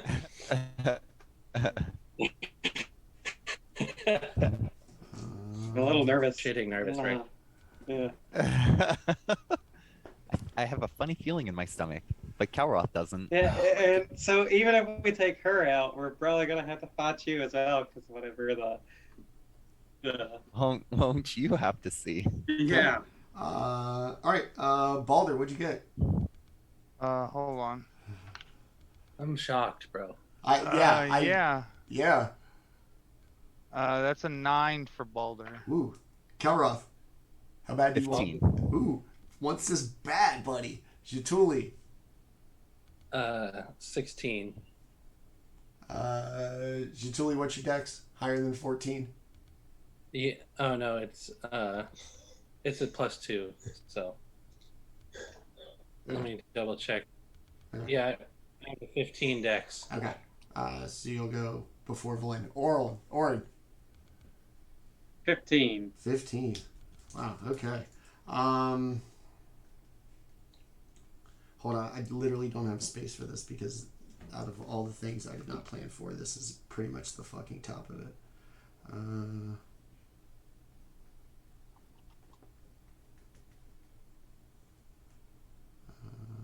Yeah. Who has the higher dex? Sorry, guys. Between Kelroth and Orryn. Oh, that's definitely Orryn. Kelroth has like I a have negative 10. Oh, that's right. Yeah. I'm always gonna be last. Okay.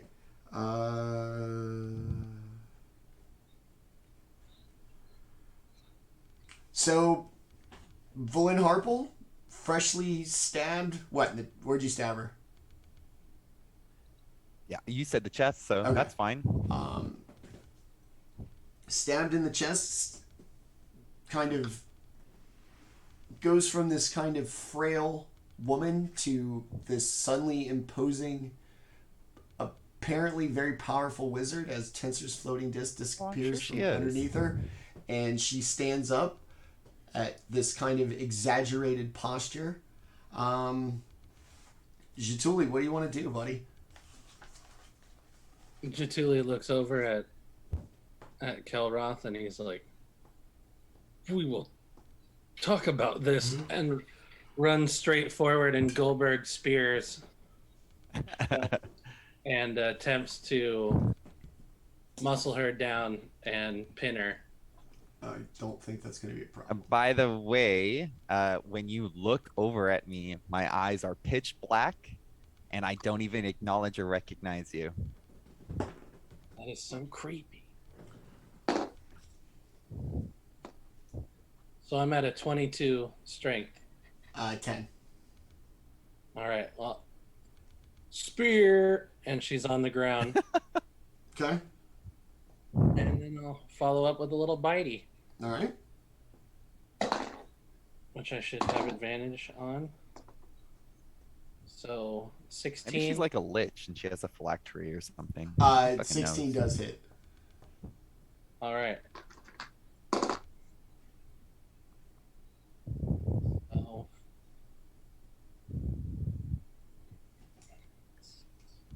So 10 points of piercing damage from a bite. Okay. I bite her right in the chest where she got stabbed and give it a little bit of... Sorry, Manny. It's fine, dude. This is way better than I had the thing ending, so we're good. You guys are gonna have to roll on a random fucking table after this, so yeah, this is way better. All right. Assuming she doesn't kill us all. So all right, so she. All right, so you're gonna bite her like in the chest, kind of tearing at her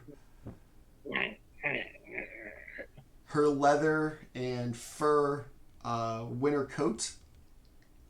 Big chunk out of it.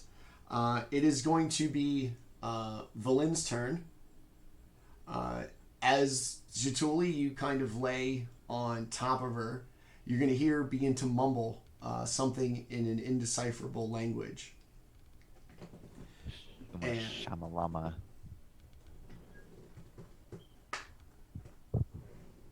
She's got... If she wants to do a somatic component, she'll have to outmuscle me. It does not. Just saying. I All didn't right. figure it did, but just saying. She has lots of spells at her disposal. Okay. I just had to put my power play on you. I'm gonna need everybody. Wait, hold on. Okay. Yeah.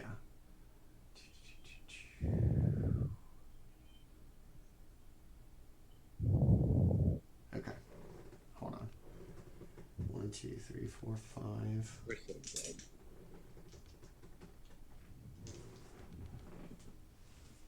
We're so dead.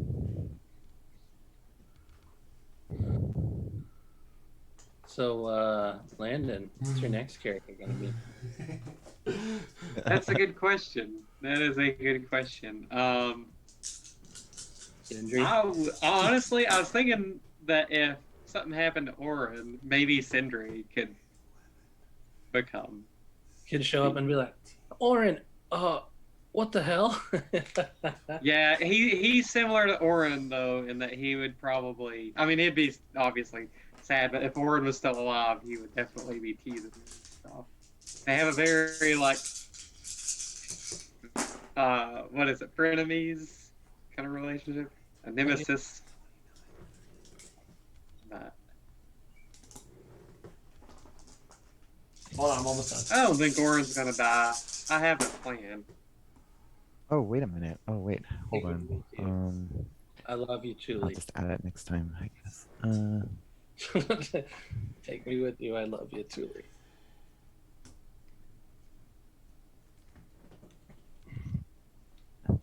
Okay.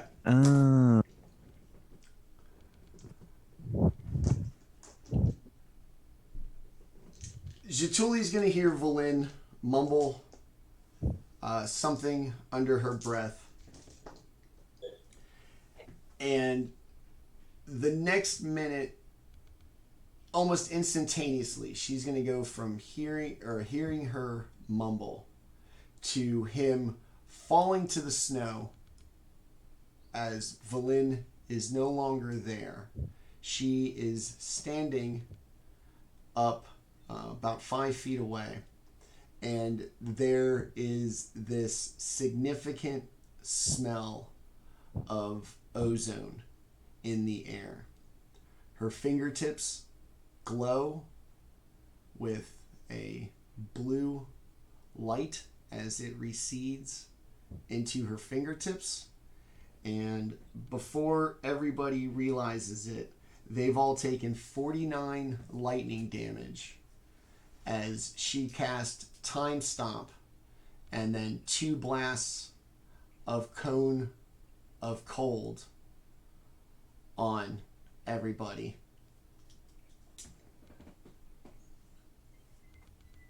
Good God.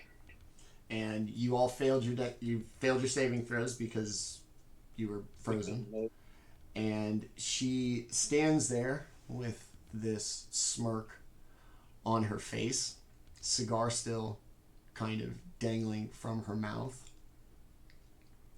I warned you not to do this, and I'm truly sorry it has come to this, but our time has come, and we need to part ways.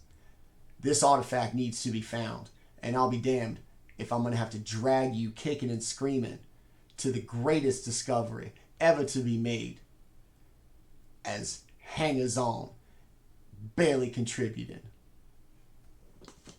And she takes a long draw from her cigar, and it is Orryn's turn. How much damage did Orryn take, or was it just Kelroth? It's everybody. Everybody.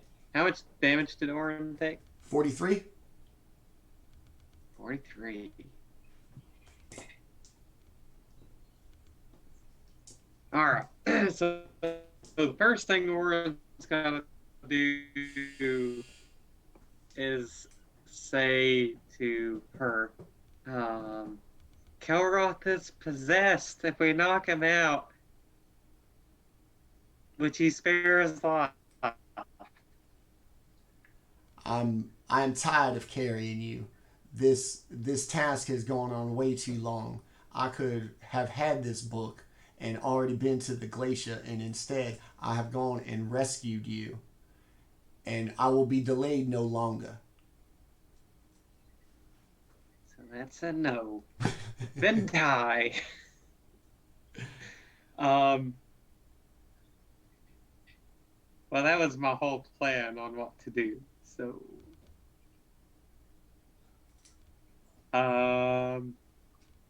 yeah, Orryn. How far away is Orryn from her? Within your range of movement, she got pretty close to everybody to hit you all with the cone of cold 2 times. Orryn will get up into her face, so within melee range, and he's going to Thunder Gauntlet her. I was considering whether using like a buff. Actually, hold on a second. I'm going to cast Web on her. Hopefully, because that could restrain her. Okay. So I'm going to cast Web, and it is a 17 Dex save.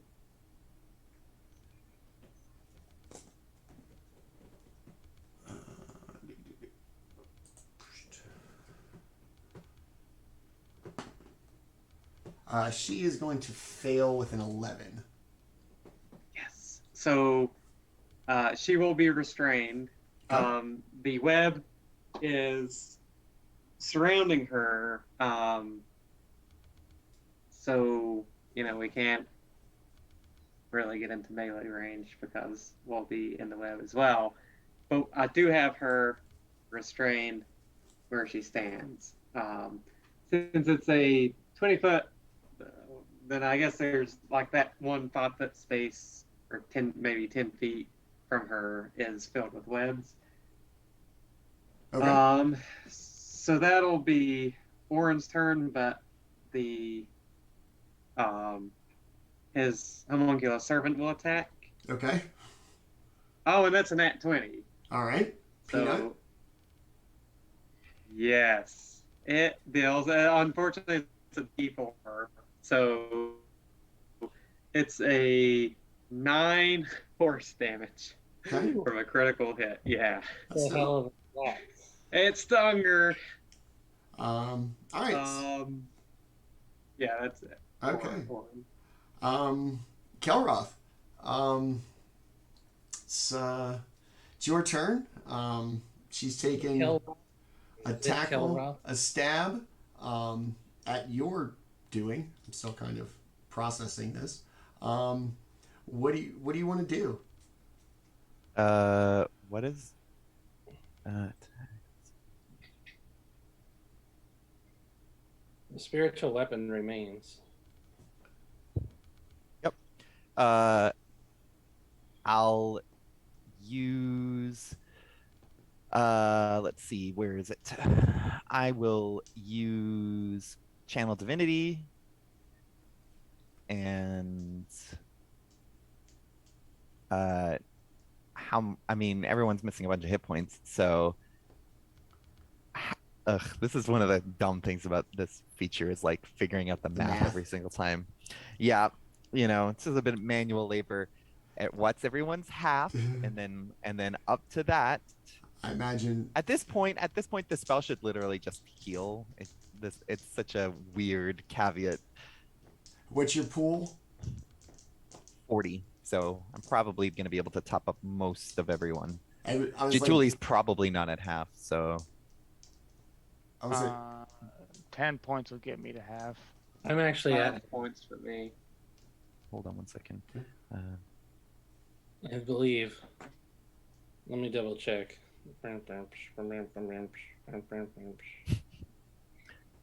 No, I'm not at half. I'm not quite there. Yeah. So 10 to Baldr. Yeah. 5 for Orryn. How many? 9? 5. 5. Okay, 5 Yeah. for Orryn.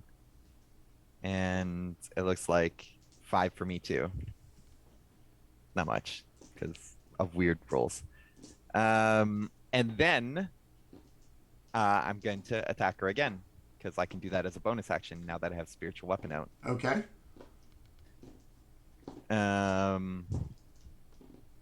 Yep. Here we go. I'll use a physical die. Headshot. So serious. 19 to hit. Yes. Okay.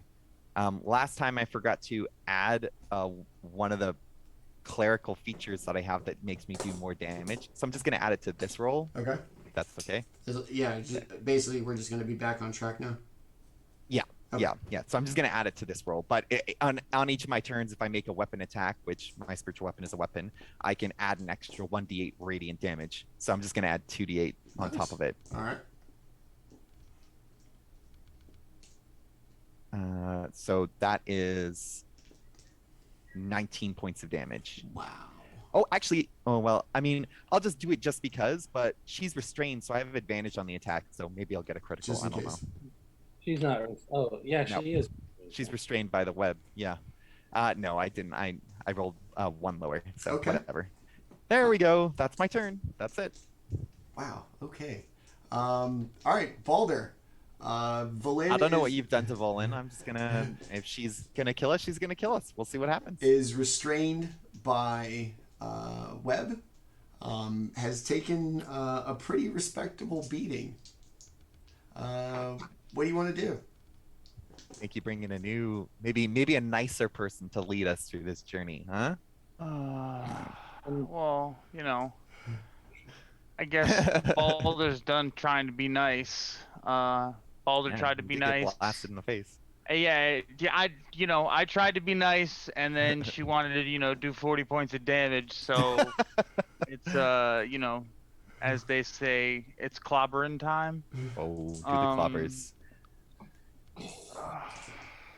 Do it. Oh, and that's It's at a advantage. natural 20 on the Ooh. first one, so it Okay. doesn't matter. I don't even need. Nope. Yeah. So, and let's see what the second one does. I feel like the dice gods have sent your pent-up rage towards Valen Harper.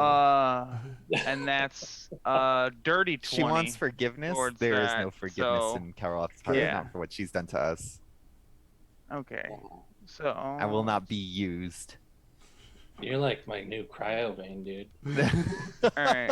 So. the Well, even if first we one- don't die, we have some other issues that you guys have some other issues you're gonna have to deal with very shortly You after. said she was hit with the web.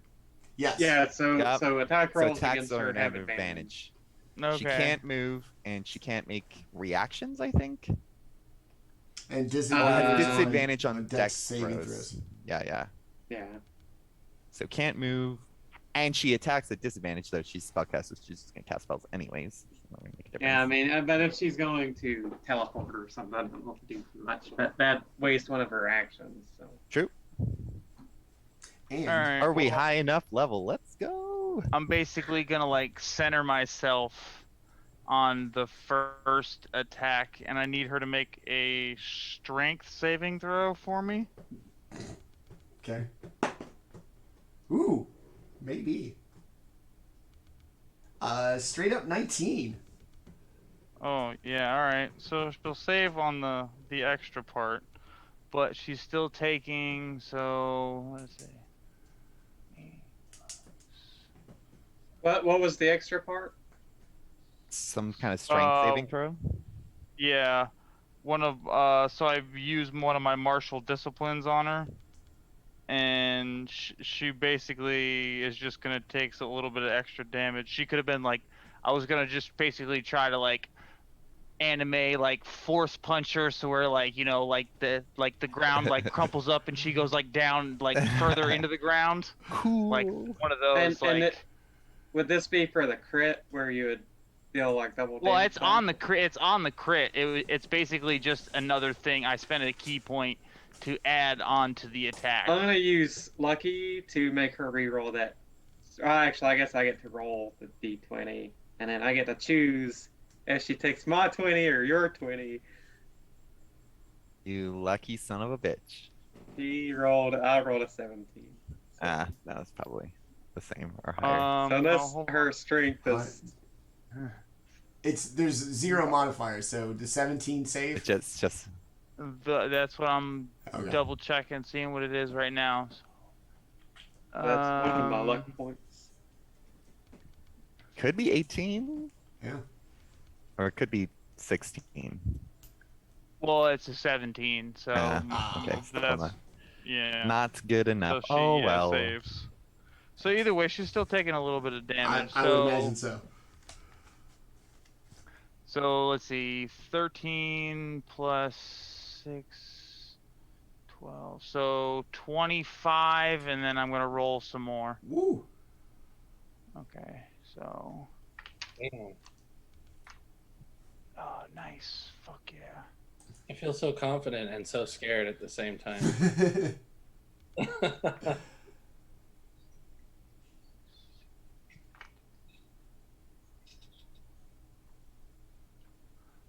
Another 25 points of damage. So 48 points of damage Yes. in one hit. Okay. And the second hit now God damn. is 11. Okay. And then Again, she I'm might gonna be a lich or something.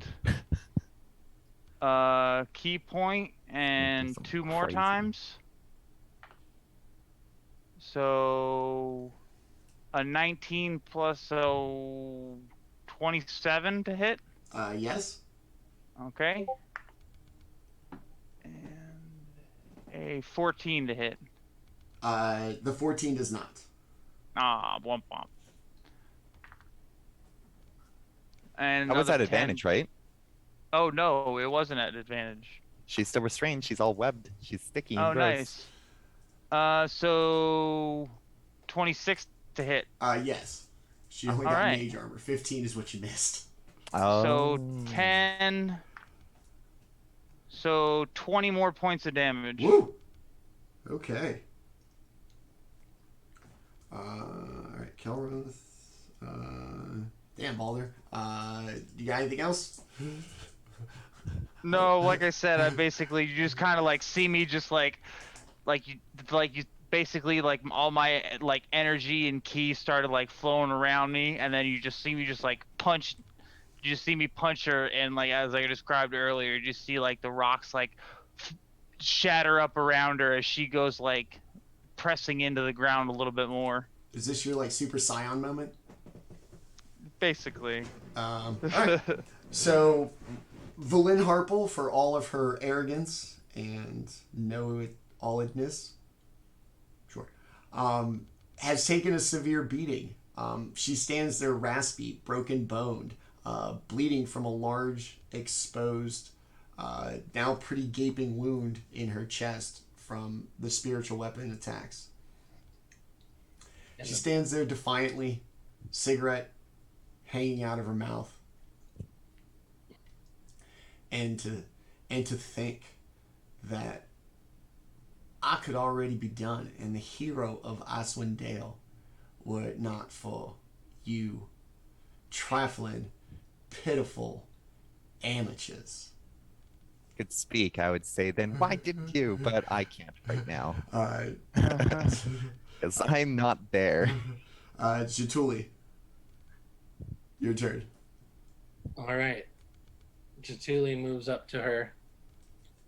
His eyes are just blaring with hate, and he starts going in. First one is a reckless attack, and that is a 24 to hit. Okay, yes. The second one is a 26 to hit, Also yes. and the third one is a 17 to hit. Yes. All right, so choppy time. So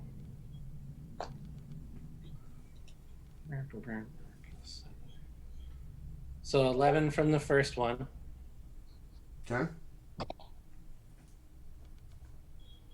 14 from the second one, Okay. and 15 from the third one. How much? 15. 15? Chop, chop, chop. Just leaning in with a whirlwind of axe chops. As you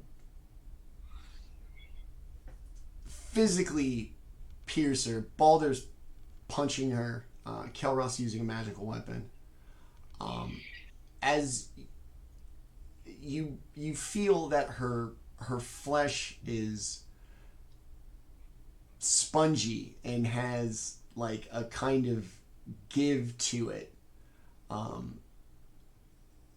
like a rotten piece of fruit. As you just kind of chomp in, the bones seem brittle, but as you continue to chomp and everybody does this immense amount of damage, at no point does she lose the smirk on her face, and you begin to wonder how she is still physically standing. We will now go to Valin, whose turn it is.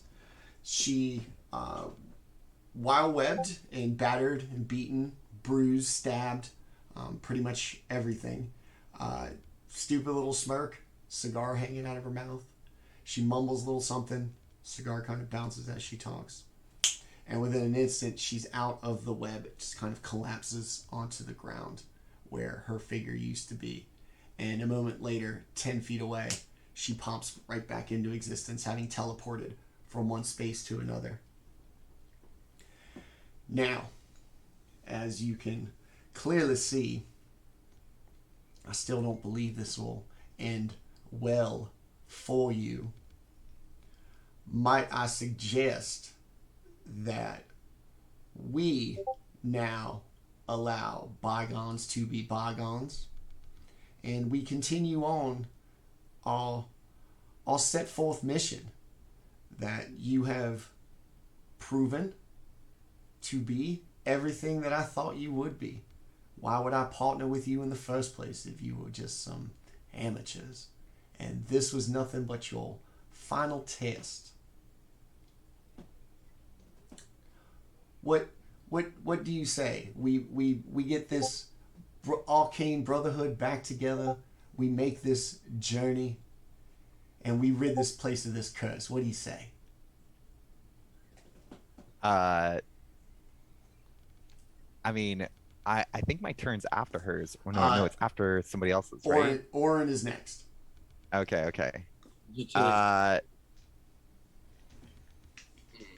Theoretically, like in the narrative and the flavor, everything is happening at the same time or whatever, as combat would. Wherever she teleported, Kelroth turned to, and then I'm just gonna be dashing at her like there is no. I'm not talking, so. Okay. But obviously, it's not my turn yet. But I'm making it clear that at least at the moment, anything she said to me is not being registered. All right. Orryn, you're gonna have seen her kind of completely shed your web as she just blinked in and blinked right back out. 10 feet away, your web kind of collapsing to the ground in the space where she once occupied. And as she comes kind of back into, the kind of material plane, out of the kind of corner of your eye, you notice Kelroth just making like a beeline to her. What do you want to do? Orryn does want to stop fighting and restrain Kelroth. But he doesn't know what Baldr and Jaatuuli want to do. So he is going to look at them to see if he can gather what they're thinking based on, Kelroth's. She ain't gonna forgive us. She gonna use us and then kill us later. Yeah, but Orryn's really. I can't say trusting this, of but people. that is 100% what Kelroth would say. Yeah. Like Orryn is really trusting of people, anyways, and Fair enough. he really kind of feels like we shouldn't have attacked in the first place. So if he does attack her, it will be non-lethally. Yeah, she's not going to use the same thing. If you continue attacking her, then she's not going to show you the same thing. Like either you stop the fight or like there is like, because if you go non-lethal on her, it just shows that you're not willing to kill her, but you still want to fight her. And she's already made it clear that she'll just kill us. Yeah. So does Baldr and Jaatuuli look like they are wanting to stop the fight or to continue on? I mean, He kind of looks perplexed. He's kind of looking over at everybody else like, I don't know anymore.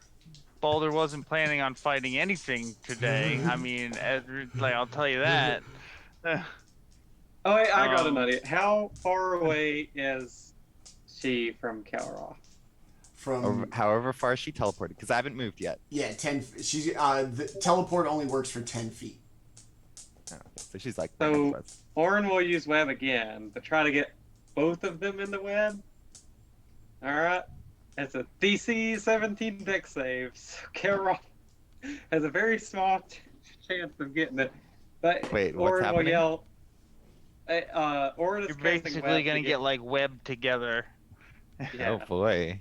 He's like And, moving to a point where when he shoots you, you're both gonna get skunked up. He's giving you the old. You're giving me the old Spider-Man. The old Spider-Man. Giving you the old double Yeah. gunk. Okay, Yeah, well, Spider-Man. he's let's using see his what web happens. shooters. I'll Orryn roll will it. yell, Kelroth, stop fighting. peace, as he does it. So I need to make a dex saving throw? Dex saving throw. How rude of you to take advantage of my weakness. Yeah, Well, I dare mega, you. I mega fail. Valin failed as well. Awesome. So,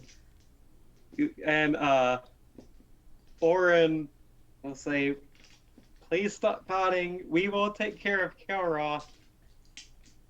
He's possessed right now. He can't control his actions." I have no intention of continuing our quarrel. I had hoped that this final test had proven your true worth in this expedition, and you have all done admirably, quite well. I am truly impressed, and if you are willing to let bygones be bygones, then by all means, let us make it so. Okay. We will restrain Kelroth and get him back to sanity. Is And it my by the turn? way, Orryn forgot that he wanted to study Kelroth, so he is at the moment examining Kelroth. As he walks up, he runs up to Kelroth after shooting the web. He's kind of like examining him to see if he can find out the root of this issue. Okay. Perfect experiment. My eyes are only on Volin. All right. Kelroth, it is your turn. You are apparently webbed. All right, that and doesn't stop me because actually you're webbed. It's one web, right? Is that how this works? Are you guys like in the same sleeping bag, or are you in two sleeping bags? Like, I smashed think up it's just against like each It's other? like- web covers the area, right? Yeah. It So just you're covers- restrained. It goops up all of us. Yeah. It's like a And glue bomb. Okay. You're restrained Web. unless you take a strength saving throw as an action. It's okay. Or I if you don't can need to teleport. move to attack her. Okay. I let go of my spiritual weapon and it flies at her because it can move and float on its own. And I can attack her with advantage because she's webbed. Yeah. I didn't think this through very well. Sorry. Sorry. God. Oh. I warned you. Here we go. Attack with advantage. I'll do one of these ones. Clickety clack. Natural 20. No way. All right. How does D&D Beyond roll When you crit guys damage? are How do attack spells work? Listen, I've never had a critical hit before. Fact. 30 episodes in. So the way I do it is I roll normally and then just add the maximum of the dice Cool, to it. cool. All Yeah. right. All right. This is gonna do a lot of damage. Okay. Oh, I rolled really low. Okay, so Your dice again. So eight- fuck, dude.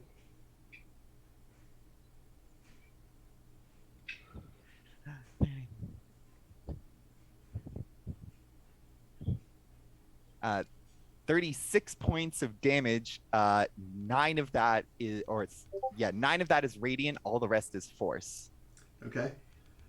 And basically, yeah, like I'm webbed up, and I just let go of my dagger, and it just flies right at her into her chest, Damn. just right in the same spot where I've already stabbed her twice. Jaatuuli just watches it like. Oh. Yeah, just like a bullet. It's just like you just hear a boing, and it just right into her. As Valin finishes her plea about letting bygones be bygones, she looks as if she's about to take another breath, and she raises like that ever confident, defiant finger. And just as she's about to speak, the spiritual weapon pierces her in the chest. You once again hear the breath escape her. Her face goes still. The cigar falls slowly out of her mouth into the snow. Tss, as it extinguishes. She drops to both knees, looks now up at Kelroth. I never did expect it to be you. And she falls face first in the snow, motionless. And as the moment kind of settles in, Kelroth, in all of his rage and anger, still feels this unseen and occasionally visited deep kind of invisible hug.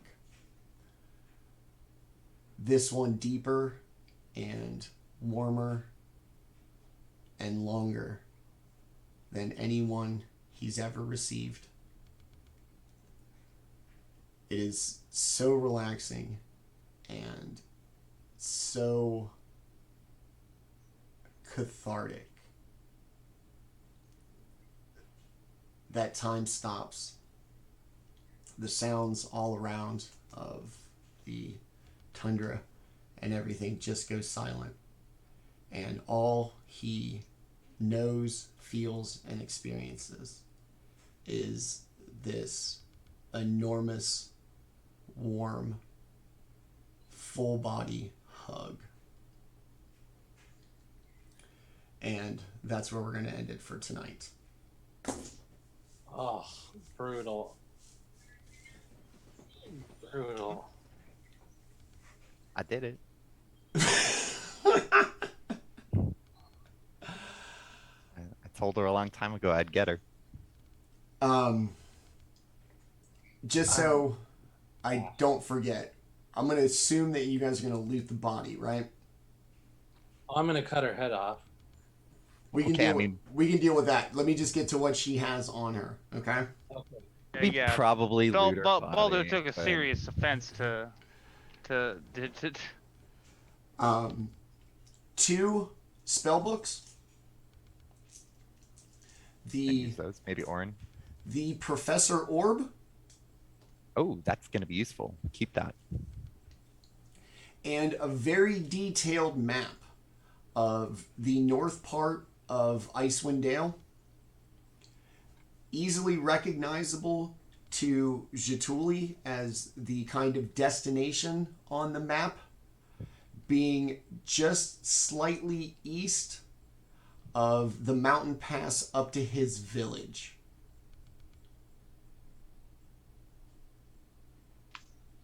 What?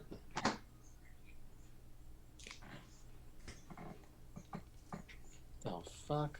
As Dustin, I feel really guilty and bad.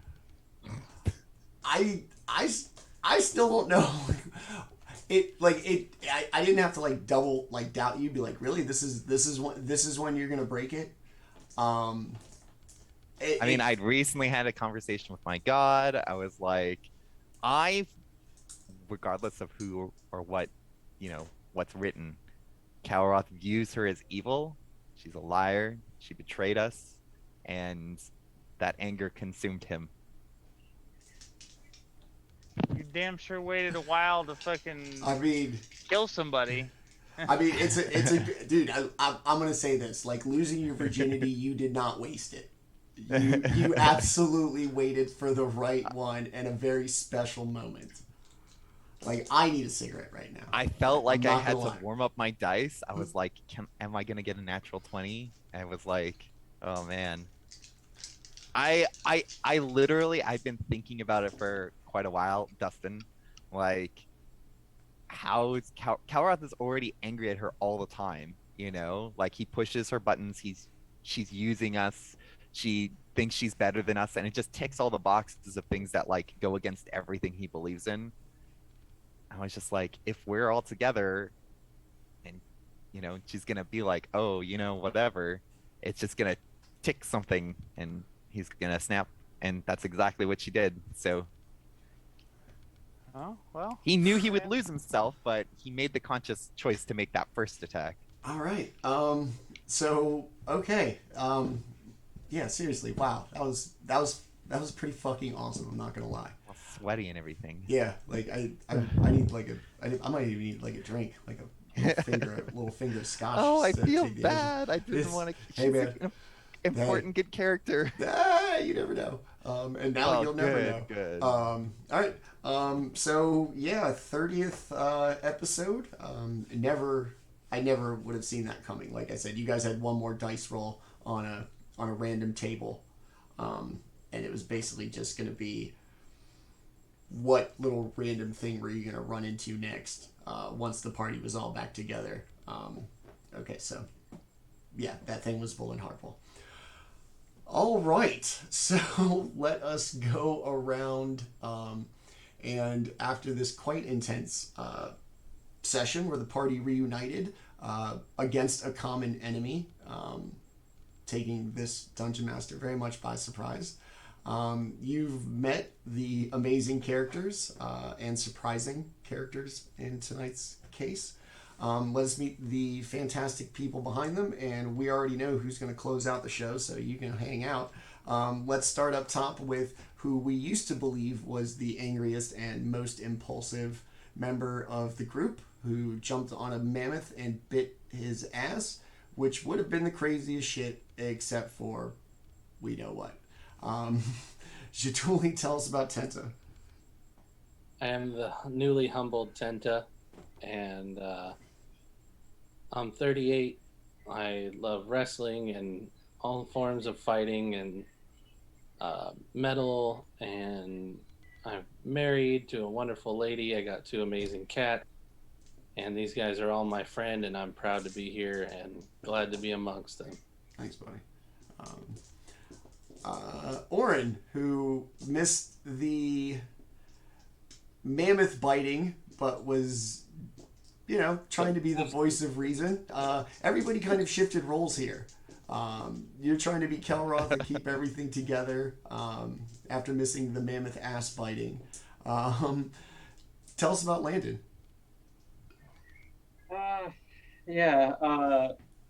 I'm a software developer. During the day, I'm married and I have 2 Saint Bernard puppies. Unfortunately, my boy, he's been having some stomach issues lately, so he woke us up at 3 in the morning last night. I've been feeling that all day. But I love them. They're family. Anyone who hurt my puppies, I'd be coming after them. A lot harder than Jaatuuli or Kelroth ever would. Oh, no, man. I was very surprised tonight, honestly. That took a turn. And although, I think it's exciting, I'm very curious to see how it'll play out. But I love D&D. Sorry, I'm kind of bouncing around everywhere. But I love D&D, love video games, Final Fantasy, all that good stuff. And I do want to reiterate, I know I've said it before, but this is definitely the best group I've played with, and I appreciate being part of this show. So, awesome. Still trying to wrap my mind around tonight's session. Yeah, and then apparently we've got a little surprise starting with you maybe next week based on some pre-show discussion. All right. Let us go up top to my partner on the channel and my friend of almost 10 years. We did the math, right? It is 10 at this point? It is 10, yeah, it's 10. Yeah, my D&D hetero life mate, Baldr, tell us about Lewis. Yeah, I'm Lewis. As Manny said, I've known him for quite some time now. We've been playing D&D all of 5th edition, basically.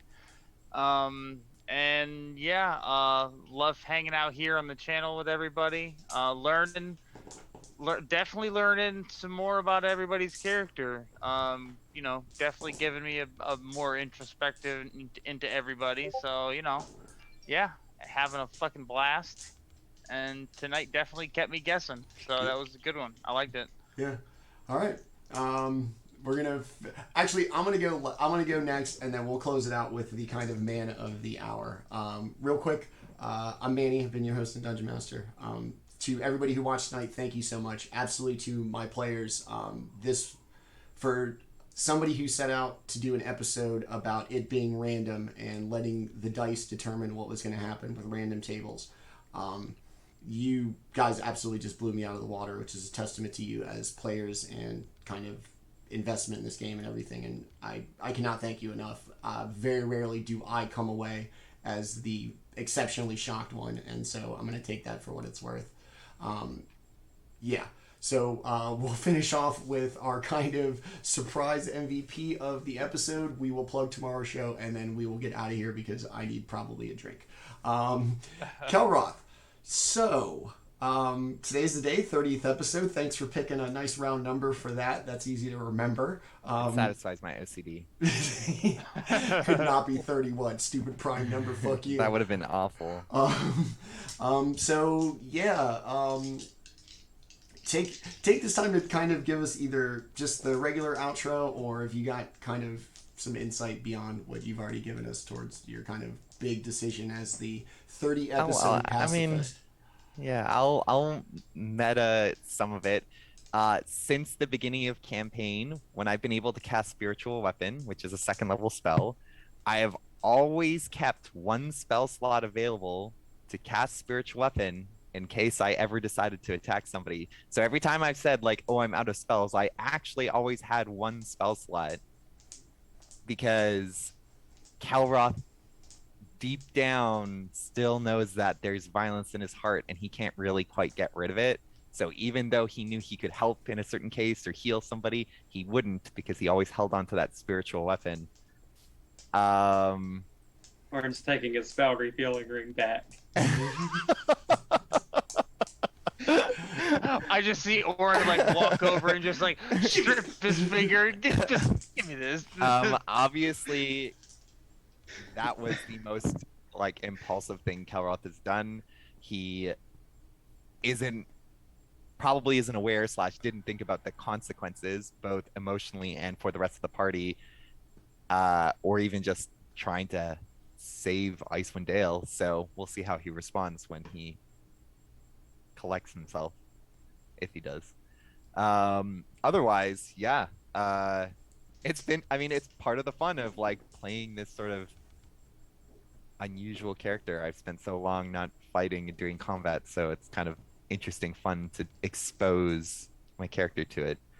I just try to, I don't know, just I'm all like hot and sweaty, and I feel guilty. I hope I didn't derail the campaign too much. No, it's fine. Like I said, I'm totally fucking on board with this. This is awesome.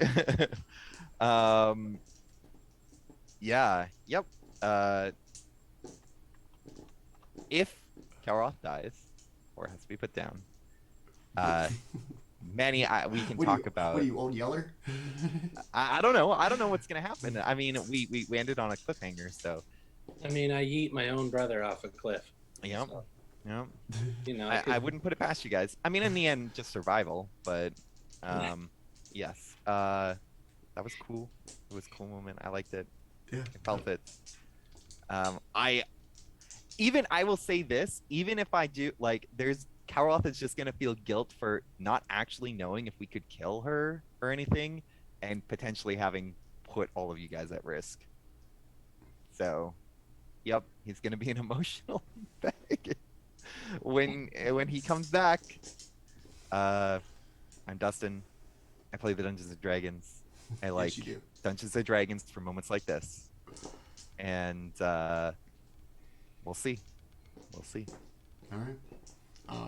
Again, to everybody who watched tonight, thank you so much. You caught one hell of an episode. I'm the dungeon master, and I felt like I caught one hell of an episode as a kind of passive participant, like going, holy shit, are you fucking kidding me?